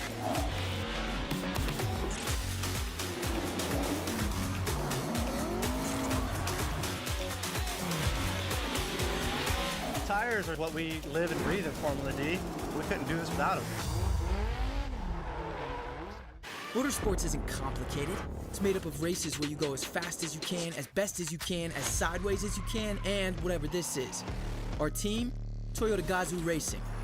We make some seriously fast cars, like this one and this one, definitely this one. And they all have great drivers, ones that win, like win a lot. Look at all these legends. The hottest drivers right now are him, her, and this guy. They're all part of a big, happy family of speed demons. Now you're up to speed. You in? You need parts?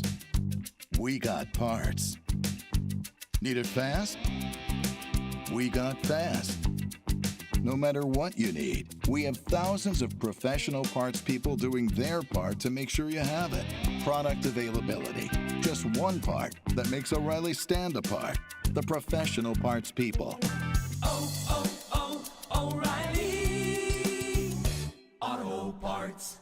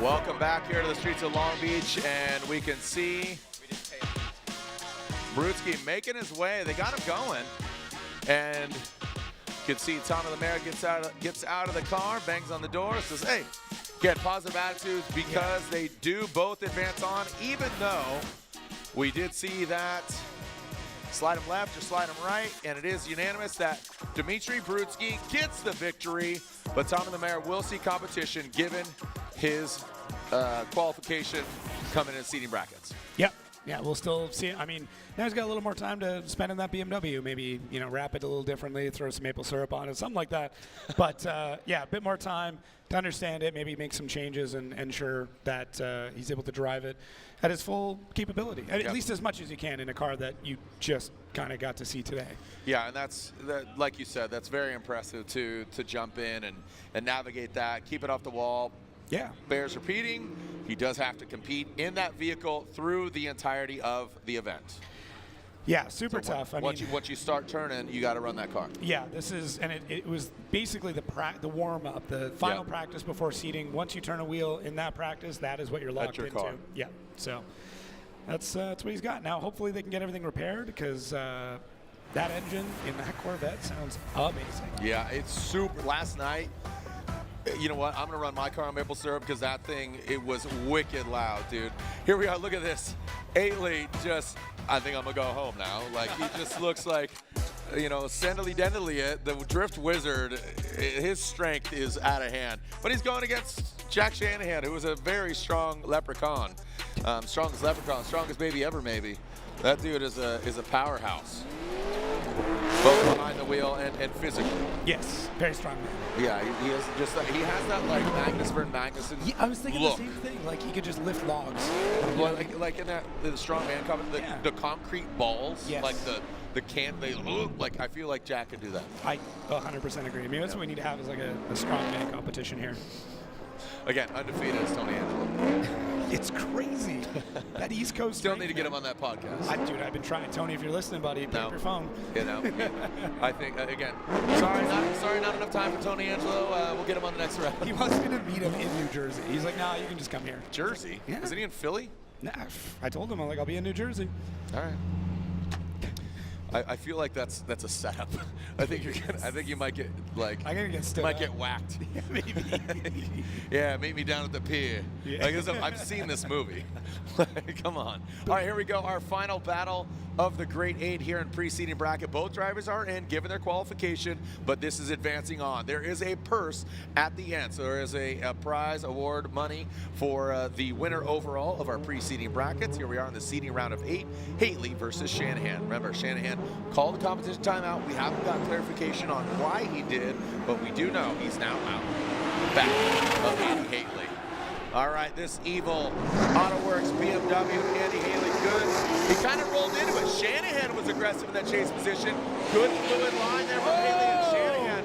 He spins out and continues on. Didn't look like there was contact. We'll see if he hung him up, but Shanahan, he spins Justin Smash with the drone, getting the shot right there on it.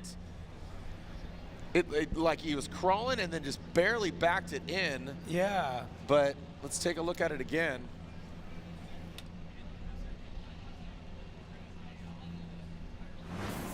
All right, let's see here. Sorry, I was trying to see Jack out front here, so I wanted to see if I could notice anything. But yeah, I mean, good initiation there. It could have been a little bit more fluid, and then this is what we really want to see here. Just washes out. I mean, I don't know if he lost power and wasn't able to dig out of that corner, and then Andy able to get through the rest of the run, but really strange. He's looking at the back right corner, maybe blew an axle. Hard to say. Let's see if we can tell with any wheel spin. E-brakes, still seeing the wheel spin there. I don't know, really hard to say. The only thing I could think of would be a blown axle, but I could be completely off on that one. But, oh, did he debeat? Oh, what's interesting here is, look at Shanahan smiling, but look, I wonder what he's saying there. Like I said, he's a mountain of a man. I think Hateley was scared there for a moment. Yeah. He's like, what's this big Irish guy gonna do to me? Make some noise for Shanahan. Welcome to FD. Welcome to FD, Jack Shanahan. Make some noise for him. Here, that number 59 BMW, he backs it in, and with him calling that comp timeout before this battle, he is unable, what is that? I don't know, look, piece of a taillight? So with him calling that comp timeout, he is unable to complete this battle, so that would basically, yeah, he would be done. Yeah, he would be done because, again, he used that competition timeout, so that means Andy Hateley will advance on. So we'll get him a tow out of here. He has some time to get the car tight and right for tomorrow's 32. You're reading my mind. I was actually writing that down right now. So we will see that as we advance on. So I'm trying to inspect here. If we can get like the enhance button going, I just want to see the rear of that car. I can't quite tell if it's like missing a chunk of tire or debeated or something, but we'll get to it. But we've got the flatbed out. Yeah.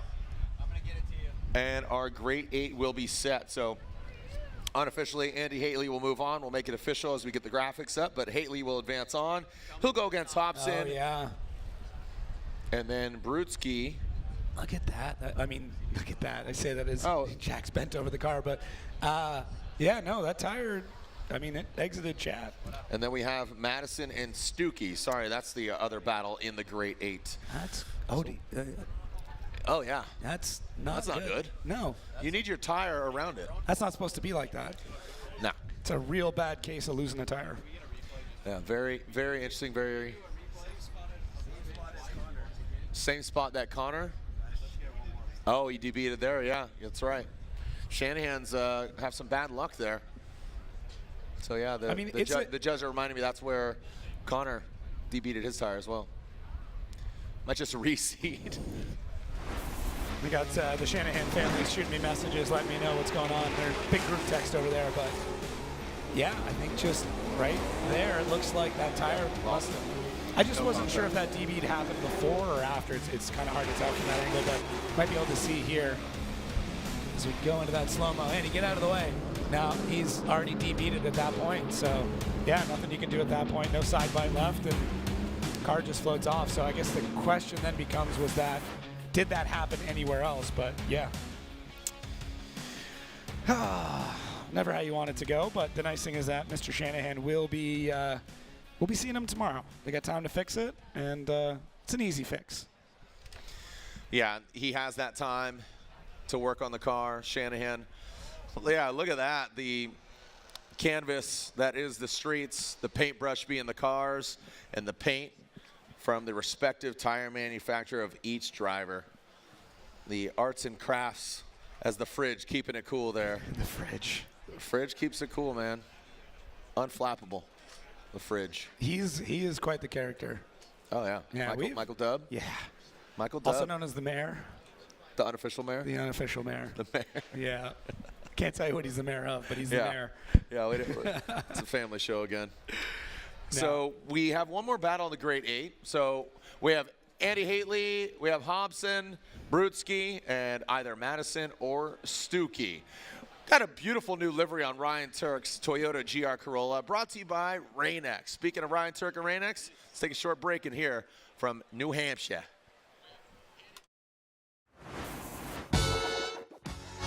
We're kicking off the 2025 season, and we're doing a new Take It From Turk. Preparation is key. We've had a lot of changes this off-season with new tires, Kenda coming on board, and KW and ST suspensions also coming on board. So having the proper test time coming into the season is key, where we had 2 test sessions this year, and a lot of great preparation happened back at Papadakis Racing to get us ready for this weekend. Formula Drift Long Beach is a track that you do not want to mess around with. It's very dangerous, and you really want to be on point as soon as you get here. So preparation, testing, and knowing the changes that you've made to your car and being comfortable on track are keys to success. So take it from Turk. Be prepared.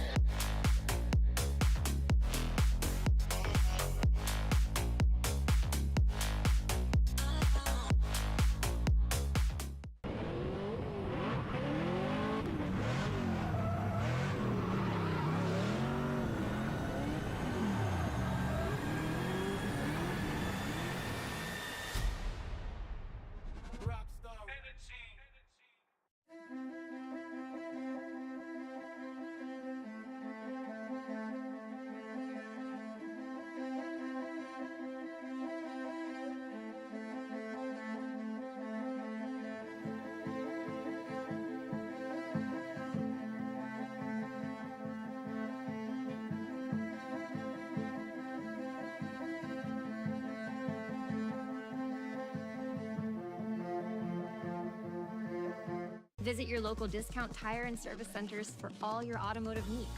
We're family-owned, serving as your one-stop shop to have your vehicle running smoothly. We offer 5-star services and a price match guarantee. Plus, get 2 tires free when you purchase 2 select tires. What are you waiting for? Go online and schedule your appointment today. Are you ready to rev up your career? At the University of Northwestern Ohio, our high-performance motorsports program puts you in the fast lane with a 70% hands-on education. Learning from the best in the business, you'll master the skills needed to excel in the world of motorsports. From the pits to the paddocks, UNOH students and graduates dominate in all facets of racing. Turn your passion into a career at UNOH. Apply today at unoh.edu.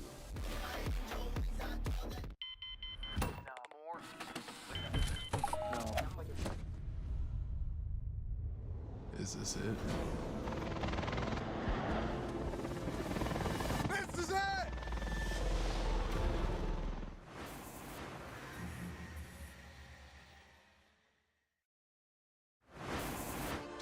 All right, here we are up atop the tower. Our judges right in front of us. Put your hands up. Eyes can see. Robbie Nishida, Brian Egger, Robbie raising the roof, showing his age, and Reese Marin. Don't raise the roof. Don't raise the roof. All right. So there are our judges. Thank you so much, Jacob, myself, and we are your tour guides through the entirety of the season. Thank you so much, as well as Matt Sopa will join us for Prospect. So take a look at the bracket. We will go back to Andy Hateley. He does need to complete the second half of the run, but he called a 1-minute or a competition timeout briefly. Andy does complete and move on. It goes to Ben Hobson, and we have Derek Madison and Daniel Stuke. So Madison and Stuke, one of those drivers going against Brutzki in the Final Four. So they'll be That'll be a good one. What's that? That'll be a good one. I mean, Madison and Stuke, Derek he's coming to his own, like looking through practice. He doesn't seem to be struggling the same way he was.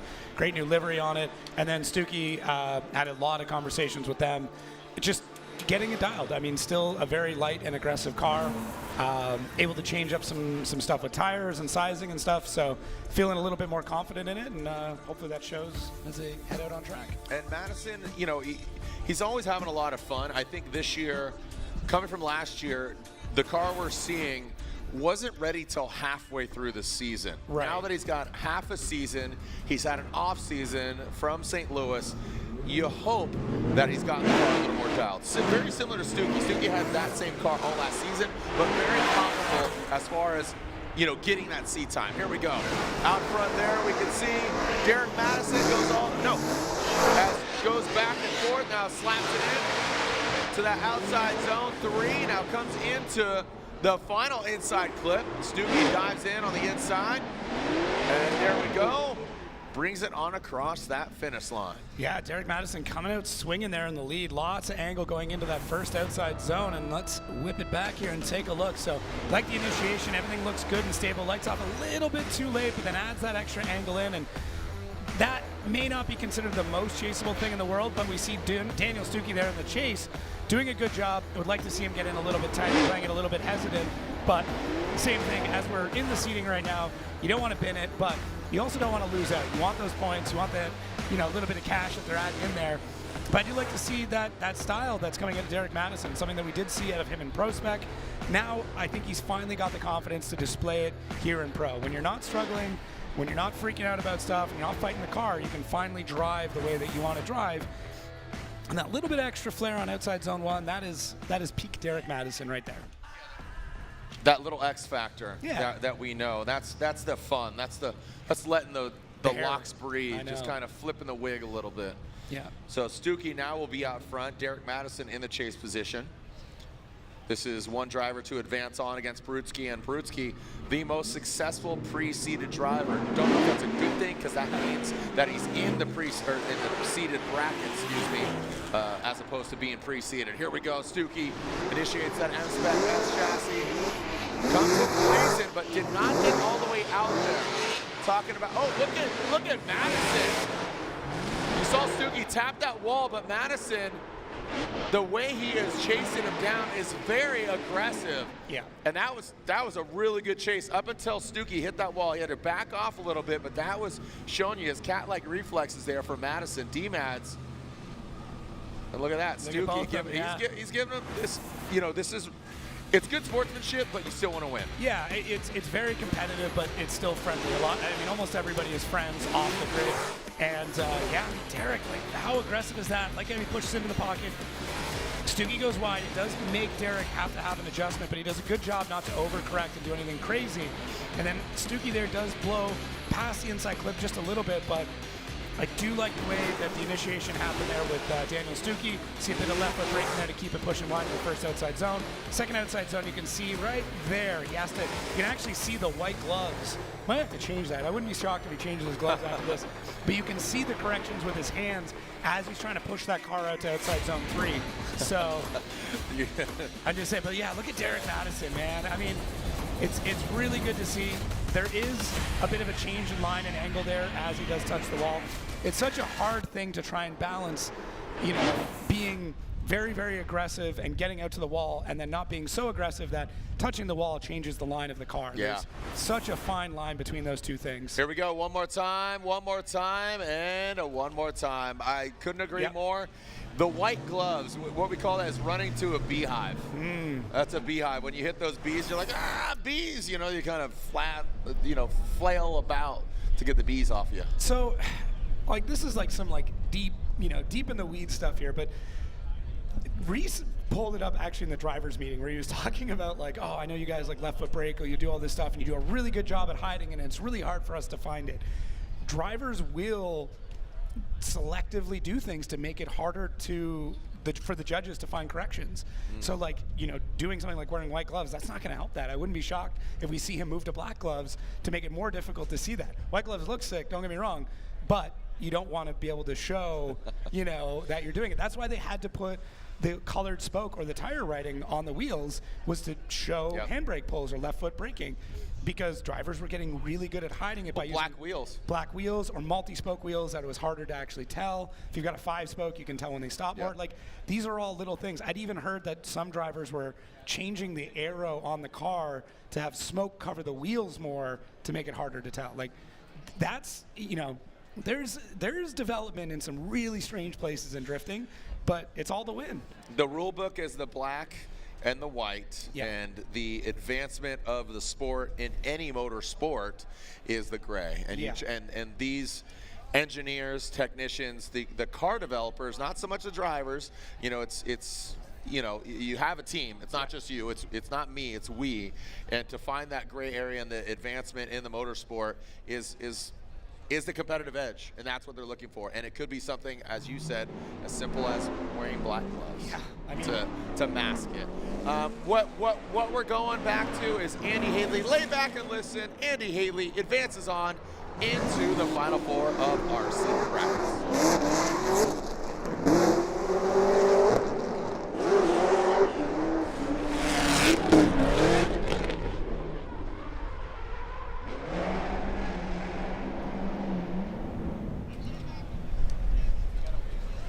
And there it is, Andy Hateley completes it. The second half of that run with Shanahan having to retire. Also, yesterday, 4-3, the date, April 3rd, celebrating KB. It was KB Day yesterday, and it is through the entirety of the weekend, so much so that on Sunday at the Peterson Automotive Museum, they're celebrating Ken Block, and O'Brien Scotto's in the building, a right-hand man to our loved man, myth, and legend, Ken Block, who we unfortunately lost 2 years ago, but still celebrating him. So if you have not seen it, the People's Champ exhibit at Peterson Museum, and has the Huna Pegasus, the Huna truck, has the OG Subaru, has a RS2000, like has a bunch of cars, and they're celebrating him on Sunday at Peterson. We're celebrating him through the entirety of the weekend. Ken Block might be gone physically on this earth, but he is forever in our hearts, and just racing up in the sky, brother. Miss you definitely. But again, celebrating Ken Block. Check out 43institute.com. Again, a philanthropic effort to the creative arts, motorsports, action sports, all of it. Check out 43 Institute on social media. Here it is. We have 3 drivers are in the Final Four, Andy Hateley and Ben Hobson. Dmitry Brutzki goes against either Derek Madison or Daniel Stuke with that one more time battle. We'll be right back here on the streets of Long Beach. Formula Drift is brought to you by Toyota, let's go places. GT Radial, experience the performance. Rockstar Energy, the official energy drink of Formula Drift. Kumho Tire.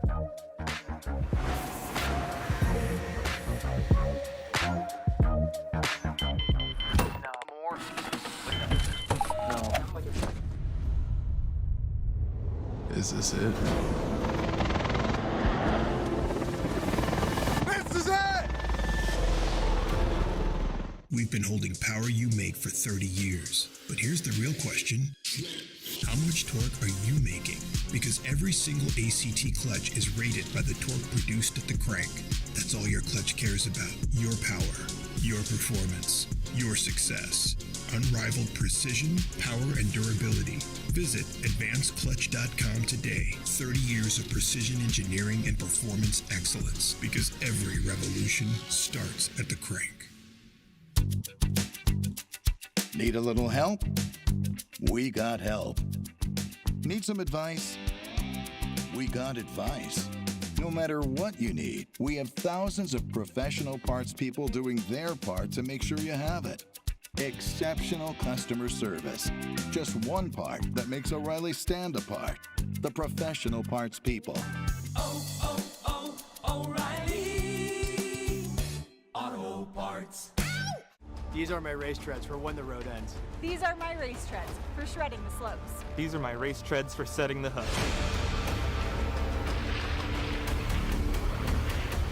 RaceTreads.com. Tires for every adventure.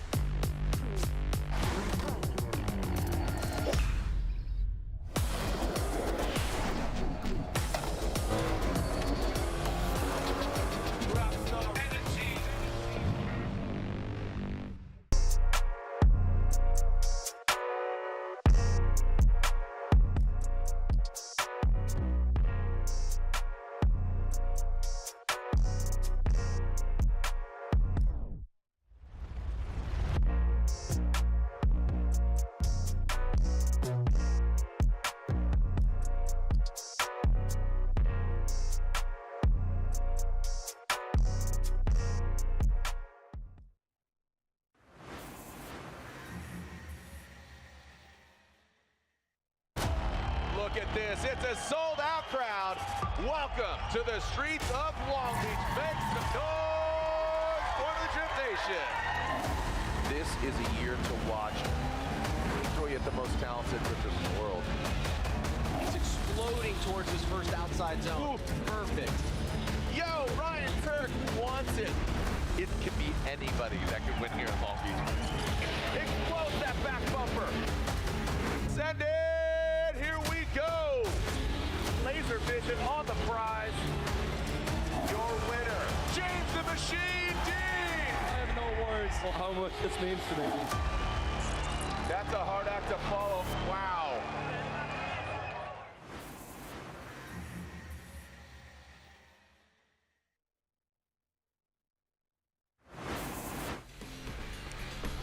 We are waiting for Madison and Stuke. That one more time battle.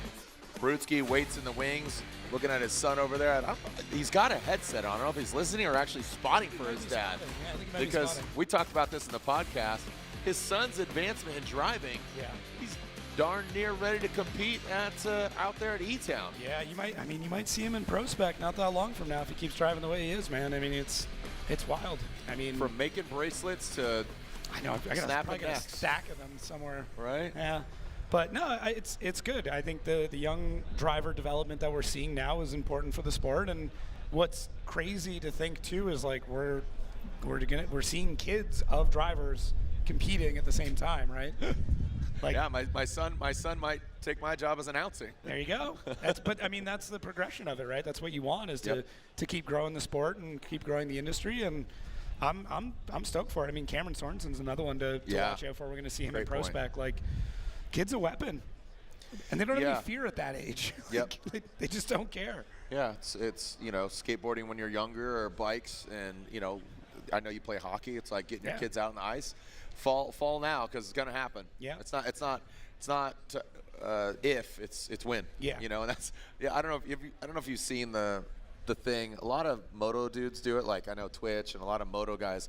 They get a new helmet, drop it immediately. Right. Because if you don't, it'll find the ground later. Yeah. Exactly. Yeah, I've heard that a few times. Yeah, a lot of people just drop it immediately. So that happens with cars. Unfortunately, we've seen at Irwindale some drivers back it in and just get that back end smashed in, and then if it's all good, they're back out there, fix it, and back at it like a track addict. Yeah, I mean, it's one of those, like, okay, this is the worst that it's going to be. And we see, I mean, with some big hits, too, like drivers come out of it and like, okay, that's the worst it's been.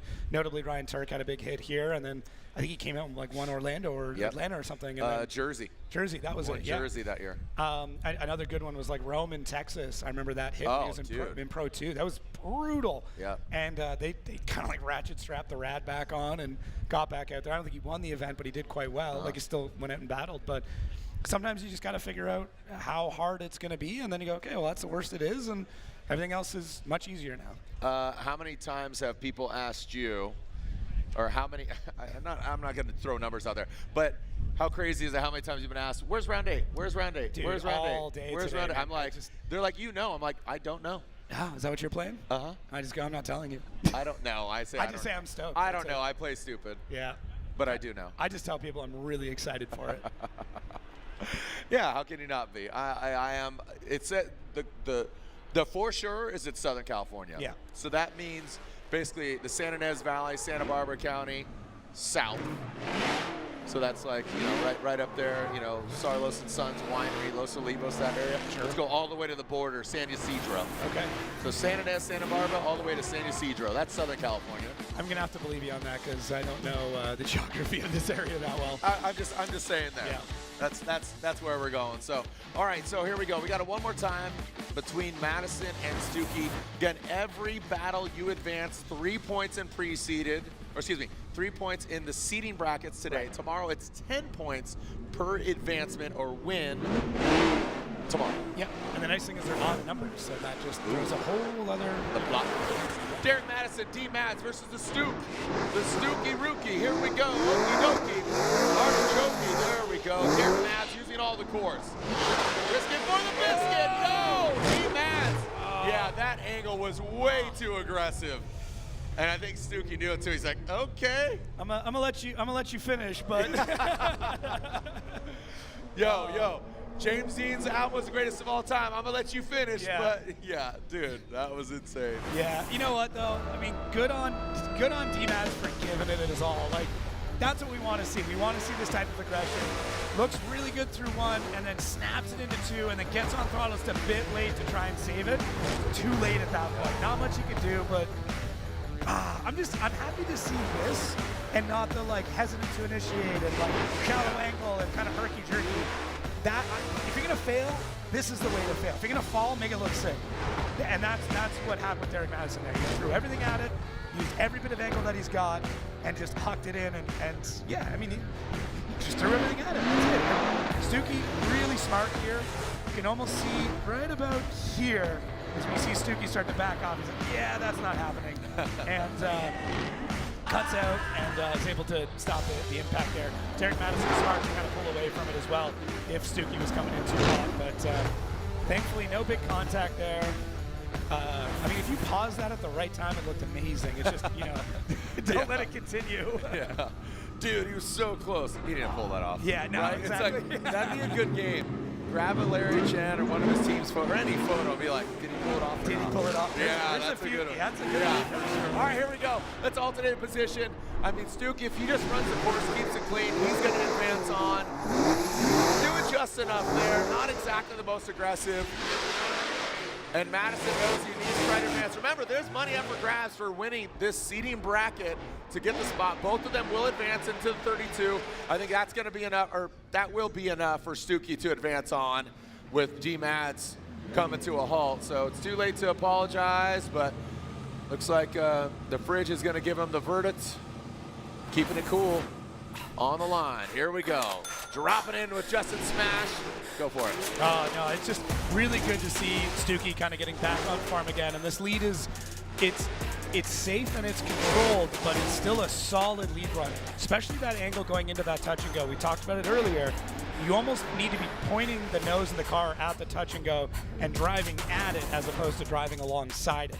And that will set you up for that inside clip the way that everything is laid out. So coming in at 3, nice and wide, big exaggerated S, and that's what's going to be. And yeah, happy to see that Stuke's back on form.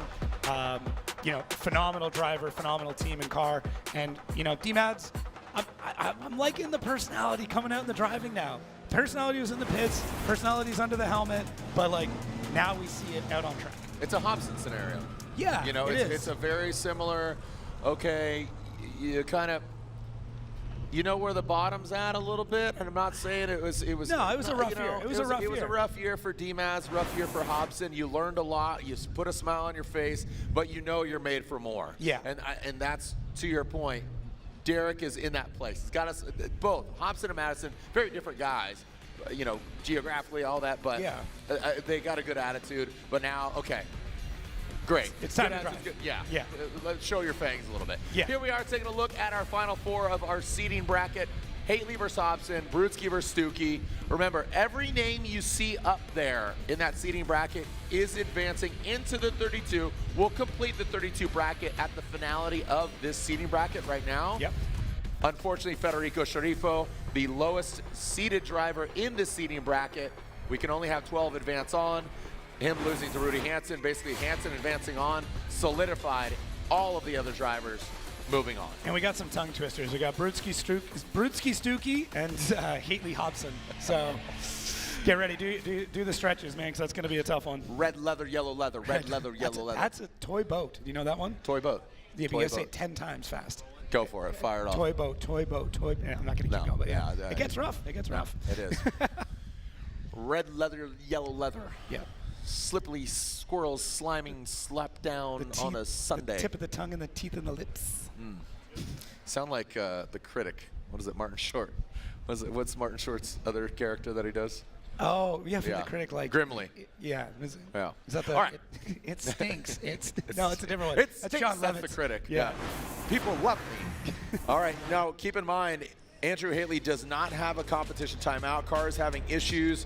He's trying to manage time to make the battle. So the competition director may time him out. Basically said, get to the line or you are out. So Hateley kind of dragging his feet up to the line. And our competition director saying, wrap it up, fam. What's up? That sounds like a warm car to me. Come on, brother. It's Drift Wizard. Use your sorcery. Get up there, or you know what? I'm going to cast a spell on you. Pin it to win it, or fucking get out. Get out. You got to go. All right, Hobson right there, waiting in the wings. And he's all the way back there. I mean, he's at basically Park Fairmay. He's all the way back up at the ticket booth. Yeah. So, I mean, I'm assuming that means Andy's still very slow. No, we got to go. Yeah. We got places to be. Got to go to Ism Brewing tonight, Pike Bar. I could do that. Tomorrow. Maybe. I'll buy you a beer. I know you're not big on the beers, but I'd love to buy you one. Ascend it Long Beach, dude. Come on. I got to try it. It's got the little gremlin on it. You got to be one with the gremlin, otherwise the gremlin gets you. Okay. I'll buy Kemp one. There you go. Kemp, the director, the man in our ears. Kemp lives rent-free in our head. It's true. Kemp is our director, just for reference. For those tuning in, we have Mara and Jeremy Bay, 1945 Speed and Custom watching. Got Formula Dread tuning in. Got Scott Miller and his son Logan Miller's in the building. Logan, thanks for joining us, homeboy. And we are hearing that the Throat Chop, my man, he's got the Rockstar shirt on there. He's cheering on. Okay, we got a Sorensen fan. Yeah. And we are hearing that Hateley is out. So he will retire. That means Hobson will advance on. He's going to the finals. That's a confidence booster for him. Unfortunately, Hateley is out. Work on his car, see what's cracking, see what's popping and locking. But Hobson warming up and spreading his Nitto tires. He'll pull to the line. Hobson advances to the final without having to do battle. Moving one step closer to getting that prize purse for winning seeding bracket. Yeah, I was just looking through to try and see if I can figure out any of these pairings for our battles tomorrow. Now, they will be coming up, obviously, after this show, so make sure to check out Formula on Instagram to see what that bracket's going to look like. But, I mean, it's a little early to be able to definitively say who's going up against who, but either way, I mean, top 32 tomorrow. It's going to be pretty fantastic. We got some good battles that are already kind of taking shape with it, and I'm pretty excited. So I want to see if I can predict. It's a little early. Yeah. Here we go, Hobson. Lay out and listen. The Pezzo Mustang RTR Spec 5 FD. Hear that 4-lit exhaust note? There you go.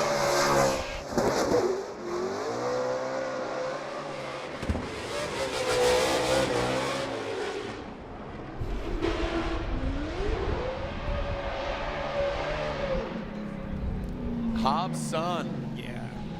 This could be his breakout year. If he drives like that, with the confidence we know that he harnessed in his Pro Spec Championship year in 2023, and he brings that kind of energy, brings that driving prowess with a weapon that we know is from a very capable team, Hobson has all the makings of having some success, holding a carbon fiber trophy.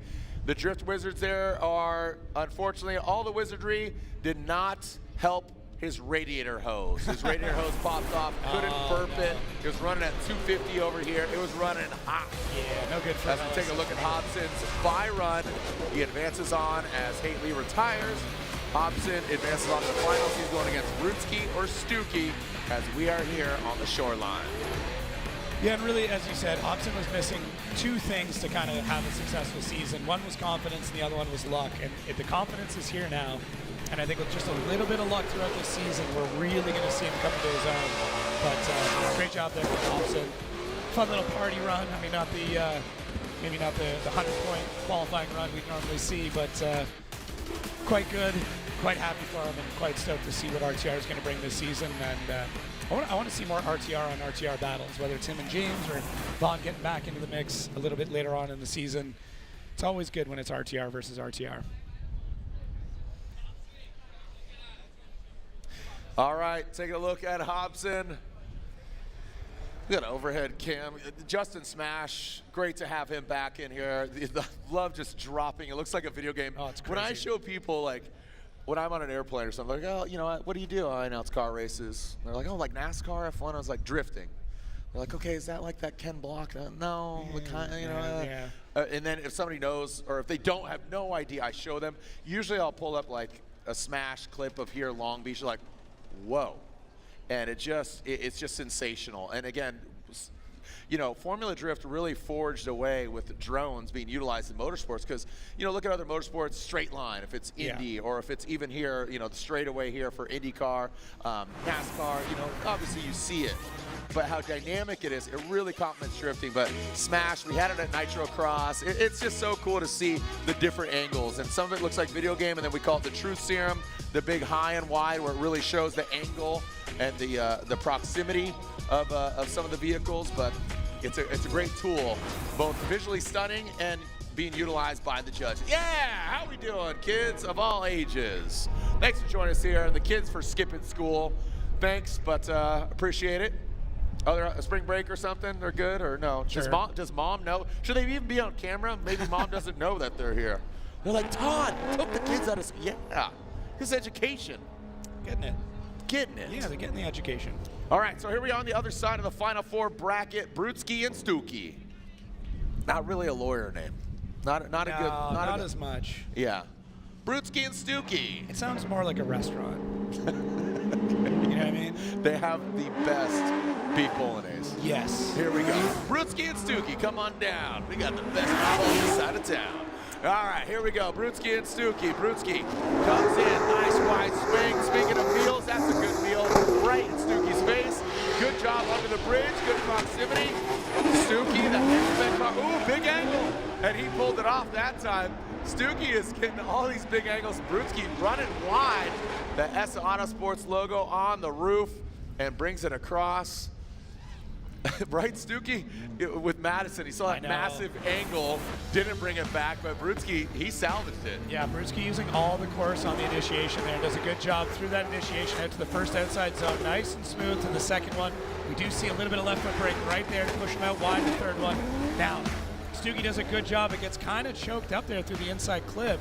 And that might go against Brutzki, just the way that he shores things up coming off 3 before he goes to the inside clip. And that's going to be, I think, a bit of a point of contention when it comes to the judging and maybe a deciding factor as we come through. So right here, tons of angle and kind of chokes up, and that doesn't leave a spot for Stuke to go. But he does do a good job. He gets the deuces out the window across the line.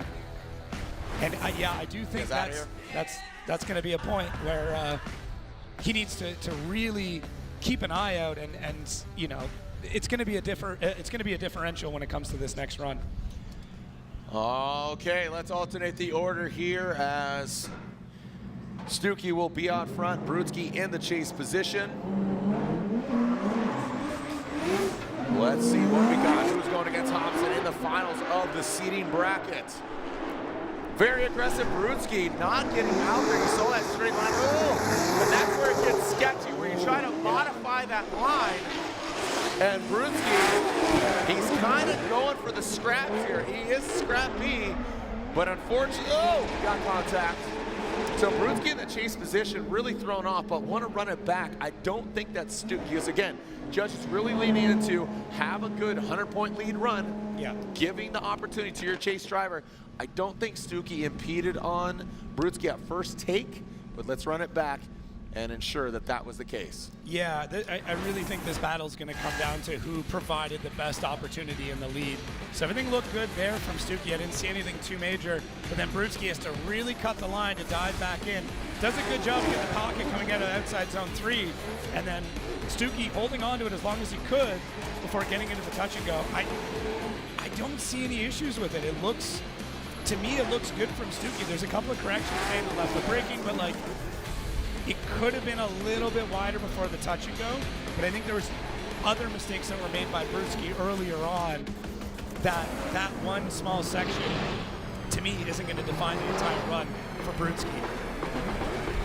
Yeah, it almost actually looks like Brutzki might have impeded on Stuke being able to transition into that. It's really hard to see. He dove in and just kind of shoehorn him in there. Yeah, and you know, you have to kind of hit the brakes, pull back out, and let that car transition back out. Stuke did a good job to kind of drive into that point, but we'll see. And I don't think. Again, just with that chase, Brutzki not impeded by Stuke. Brutzki, like you say, got in the way on that transition of Daniel Stuke. I totally agree. So Stuke gets the win. He advances on to the finals. Again, both drivers in the finals. We will be right back. When we come back, the finals are here. Hobson and Stuke in our seeding bracket finals here on the streets of Long Beach.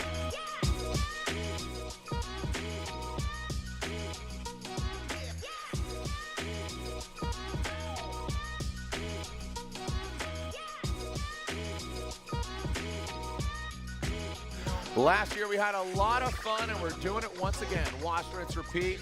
You know the saying, it's a lifestyle, it's what you do. Lick the stamp and send it. We're gonna do it again, but let's look back at last year. How important is Long Beach to Formula Drift? Loved it.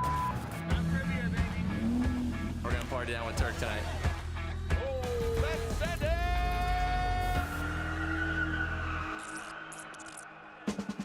Welcome to the streets of Long Beach. Boom, lick the stamp and send it, baby. 3, 2, we're going. Oh, it's coming back. Ryan's coming back. Welcome to your new show. Let's have some fun. Let's have some fun, baby. That's what it's all about. Well, Ryan, we're back in the hometown of Formula Drift, Long Beach, California. Here we are rallying. Oh boy. What are you most excited about this season? Well, you know, 20 years is a long time to do anything. And, you know, seeing all the guys come out with a new, fresh look, brand new setups. I mean, it's hard not to get excited about a new year, no matter which way you look at it. Make some noise for the Drift Nation. Who's gonna get the victory? Fight for it. How important is Long Beach to Formula Drift? Very, very much so. From the parade to the parties to where we work to the activities leading up to and the event itself, Media Day, those are all things that you wouldn't normally get at any other event. Yeah. The track is the canvas, but the cars and the drivers are the artists, and the colors are the people, and just another season, man. Watch him make it, break it. Why not roll through the streets of Long Beach? Because, dude, F1's been here, IndyCar's been here, but Formula Drift is here. So, look at Larry Chen's here. Let's party. Back in the day, Formula One used to rip down this hill, and now Formula Drift does that. You smell it, you feel it, you know it.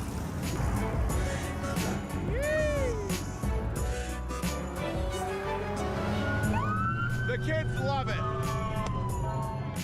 We got 12 o'clock boys, we got noon o'clock boys, but guess what? Formula Drift is here to stay. And I love this. It's just so freaking cool. Mike Power, Nick Novak, Federico Sceriffo, Dean Carnescari, the Beast of the Bay. Come on.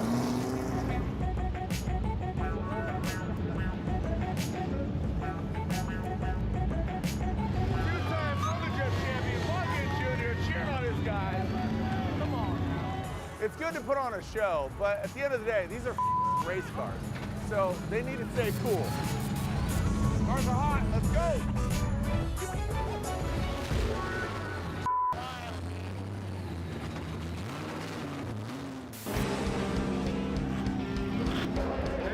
Thank you.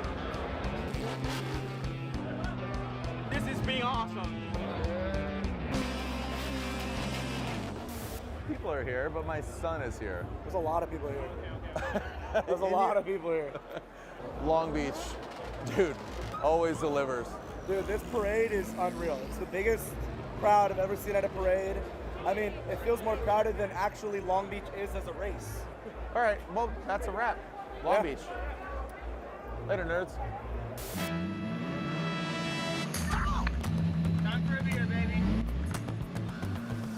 So we're here at the Pike Bar in Long Beach on 4th Street. It is a very nostalgic place.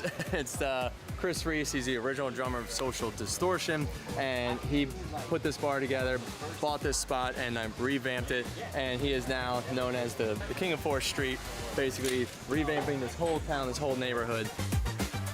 This event always falls right around either my birthday or Turk's birthday, so today's Turk's. I'll let him disclose his age, but yeah, we're gonna party down with Turk tonight. Ryan Turk. Oh, God. The one and only. Happy birthday. Thank you. Yeah, dude. I'm out. Nate Hamilton, Chris Forsberg, get over here. All right, I'm joking. Cheers. Forsberg, happy belated birthday. All good. Sorry, but you know, you're a three-time. Yeah, what do you say? I don't know, because you're a three-time champion. He's a no-time champion. So apologize to Turk for what you just said. I thought we were friends. Ryan Turk is back at it. He wants it. A damn near perfect score. Yeah, no, we watched Ryan Turk run around the track and just try and mimic him as best as possible. He's out there just putting little yellow stripes on the walls. We're like, guys, am I doing good? Listen, 2005, first time drift cars even came to Long Beach, I said, come on over, guys. I'll run you a tab. Okay, they said, that's great, What'd Chris. they do? Well, they broke a few chairs. They drank a bunch of beer. broke a few chairs. They broke your front door. Boys will be boys, okay? Sex, drugs, rock and roll, and race cars, and that's it. Boom. Oh, man, look at this. It's a sold-out crowd. Welcome to the streets of Long Beach. Make some noise for the Drift Nation. We are ready to get at it like a track paddock. Look at the swing from Shanahan at the gate. Woo! Oh, wow. Here we go. Macfield, boom! Right there, backs it in. Oh! Go back, goes deep. Ryan Turk spins out. Our finals are here. Simon Olsen, James Dean, make some noise! When it comes to motorsports, Formula Drift, rain or shine, baby, it's playtime. That's right. And your winner here at round one, the streets of Long Beach, James the Machine Dean! Streets of Long Beach delivered.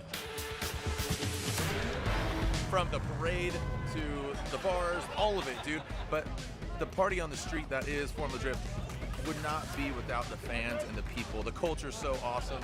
Again, congratulations to James the Machine Dean.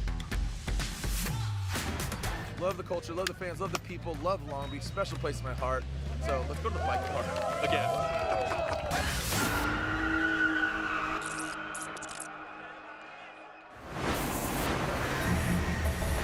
Yo, I am here flipping burgers. We're getting down. Tomorrow we're about to throw down. We got some sweet meat, baby. That's what we're cooking. Yep. We're cooking over here, baby. Let him cook. Let him cook. And you know, Hobson, his first finals here. Stuke finished second last year, and we're talking about seating brackets. Of course, so yeah. Some great success, some good advancements for both these drivers. You know, one driver's going to be 9 points richer, one's going to be 12 points richer because, you know, with every win, you get 3 points. So 3, 6, 9 or 3, 6, 9, 12. Whoever wins gets 3 points richer than the other. Also, cash in the hand will be part of our ceremony. So our podium ceremony is tomorrow alongside our 1, 2, and 3. And here we go, Hobson and Stuke. Hobson, oh man, dig to that back. Oh, 2, yes sir. Woo! Hobson is out for blood. He shredded that back right fender flare off the car under the bridge. Hobson is going for this like he's going for the top of the podium tomorrow. Wow. Hobson has so much. Oh my God! I'm at a loss for words. What's that? Gusto? It's like gusto. It's just like this insane confidence. I mean, he catches the front end of Stuke. Now that's on Stuke, but just doesn't care. Could have ended the run even at that point. Goes for it. First outside zone, wall tap. Second outside zone, wall tap. Third outside zone. Absolute beeline out to it. And now look at right through here. Good job through that touch and go. Inside clip, perfect. Like Hobson's back, baby. He's back. Ripping out of the gate. Look at Hobson. He rips. And that swing is nasty. Oh man, it was like a right cross in front of Stuke there. And I mean, honestly, other than he definitely need to go deeper in outside zone 3. Other than that, though, great run. That was super sick. The aggressiveness, the gusto, as you said. Something to prove. Yeah. He's shown you why he's here. He's shown you in arguably one of the best teams in drifting in the world. You know, James Dean, Vaughn Gittin Jr., Ben Hobson, you know, LZ learned a lot over there at the RTR camp, now campaigning his own BMW. Who's coming out on top? Again, 9 points at minimum, 12 points for the winner overall here in the seeding brackets. Prize of so here we go. Hobson or Stuke. Now Stuke fires back across the nose. We got a battle here for the seeding bracket winner. Stuke comes across under the bridge once again. Hobson, he dives back, he reels in. And on the course, deep and outside zone 3. Hobson, good proximity. Drives the door, banging on his door. Come on now, Long Beach. If this is an appetizer for tomorrow's main event, we are in for one heck of a meal. An all-you-can drift buffet, Hobson and Stuke here in seeding brackets. Man. Wow.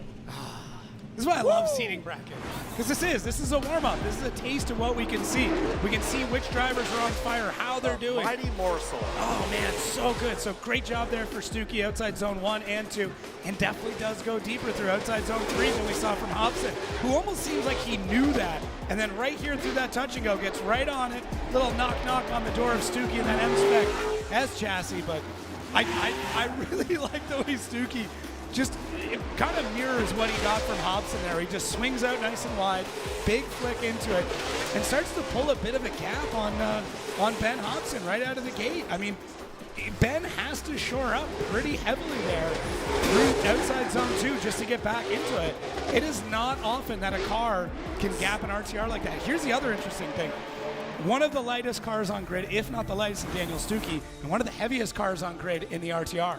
So, and guess what? And they both look amazing. We do have a winner. No. So really? yeah, we got a winner.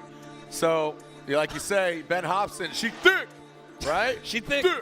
And you got this little light little skeeter fly, just dancing on the water's edge. You know, just out there dancing. That M-Spec S chassis was little skeeter fly. This is great. And then the thick. You know what I'm saying? Yeah. 3C. Right there with 3C thick. She's thick. She thick.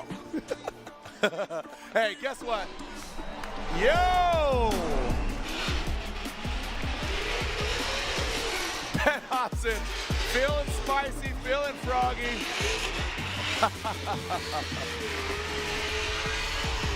Woo!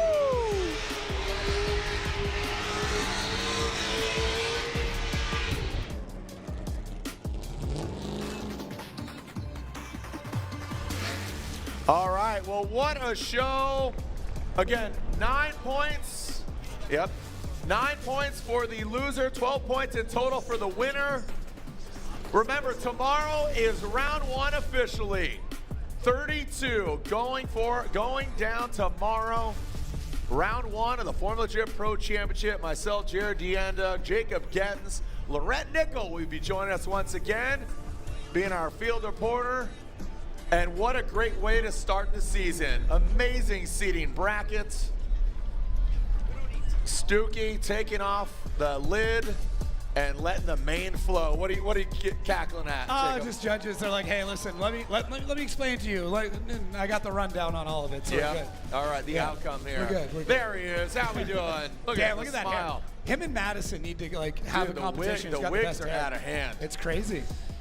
Maybe they get locks of love there. A strong embrace from the bros. Strong embrace.